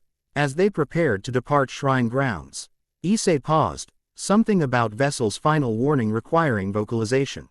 The acceleration notice specified protection protocols specifically, he noted thoughtfully. Not combat preparation or defensive positioning, but protection. That suggests imminent threat targeting me directly rather than territorial aggression. Akino considered this precise wording with appropriate seriousness, suggesting extraction attempt rather than elimination operation. Someone wants you, or more specifically, what you contain, intact rather than destroyed. Which Akshua? LLY narrows potential motivations significantly, Issei realized, connecting disparate information points into cohesive hypothesis. Not ideological opposition to my existence or territorial power play, but specific interest in Great Red and Ophis's energies themselves. Technological extraction like Valpier attempted, Akino agreed, understanding dawning, are potentially something more sophisticated given orchestration complexity. Cosmic energy acquisition for specific application requiring particular harmonic relationship you've established. The hypothesis carried disturbing implications, yet simultaneously provided strategic clarity regarding potential threat parameters. If orchestrating faction specifically wanted harmonic integration he'd established between opposing cosmic energies, defensive priorities shifted from general security to specific protection against sophisticated extraction methodologies. We focus on anti-extraction countermeasures rather than general defensive protocols, Issei decided. Tactical approach crystallizing with logical precision. Specific protection against technologies or magic designed to separate energetic components from physical vessel. As they left sacred grounds to implement updated security protocols, neither noticed distant observer documenting their departure through specialized optical equipment from neighboring hillside. Profe. Zur el-Shabalta's adjusted sophisticated scanning device integrated within seemingly conventional binoculars, recording energy fluctuation patterns during subject's transition from shrine's protected boundary to general territorial space. Fascinating adaptation curve, she murmured to herself, device transmitting real-time analysis to remote secure server. Subject demonstrates exponential ration acceleration following cosmic communication event. Harmonic resonance patterns achieving stability parameters weeks ahead of projected timeline. Her communications device activated with silent vibration. Text message appearing on specialized display invisible to conventional observation methods. Acceleration confirmed. Proceed to Phase 2 protocols. Window approaching optimal parameters. Asterisk. Professor Balta's acknowledged instruction with simple response code, already calculating optimal approach vectors for transition from observation to active engagement phase. The orchestration proceeded according to master parameters despite minor tactical adjustments necessitated by cosmic entity interference. Soon, the convergence child would understand his true purpose within dimensional restructuring process. The question remained whether that understanding would come through voluntary cooperation or necessary intervention protocols. Either approach would achieve required outcome parameters. Evolution proceeded regardless of subject preference. The cosmic game continued according to rules established long before current players emerged on dimensional stage. And somewhere beyond conventional reality, two vast presences observed with inscrutable interest as their inadvertent creation navigated increasingly complex web of supernatural politics, cosmic implications, and orchestrated manipulation. Whether their interest represented protective concern, scientific curiosity, or something else entirely remained unclear even to those who knew them best. The scales of truth Balin. CED precariously between revelation and concealment, between protection and manipulation, between independent development and predetermined purpose. Which way they would ultimately tip remained uncertain, even to beings who existed beyond time's conventional limitations. Chapter 3 End. The End. I hope you enjoyed this episode. Remember to subscribe and like this video. See you in the next video.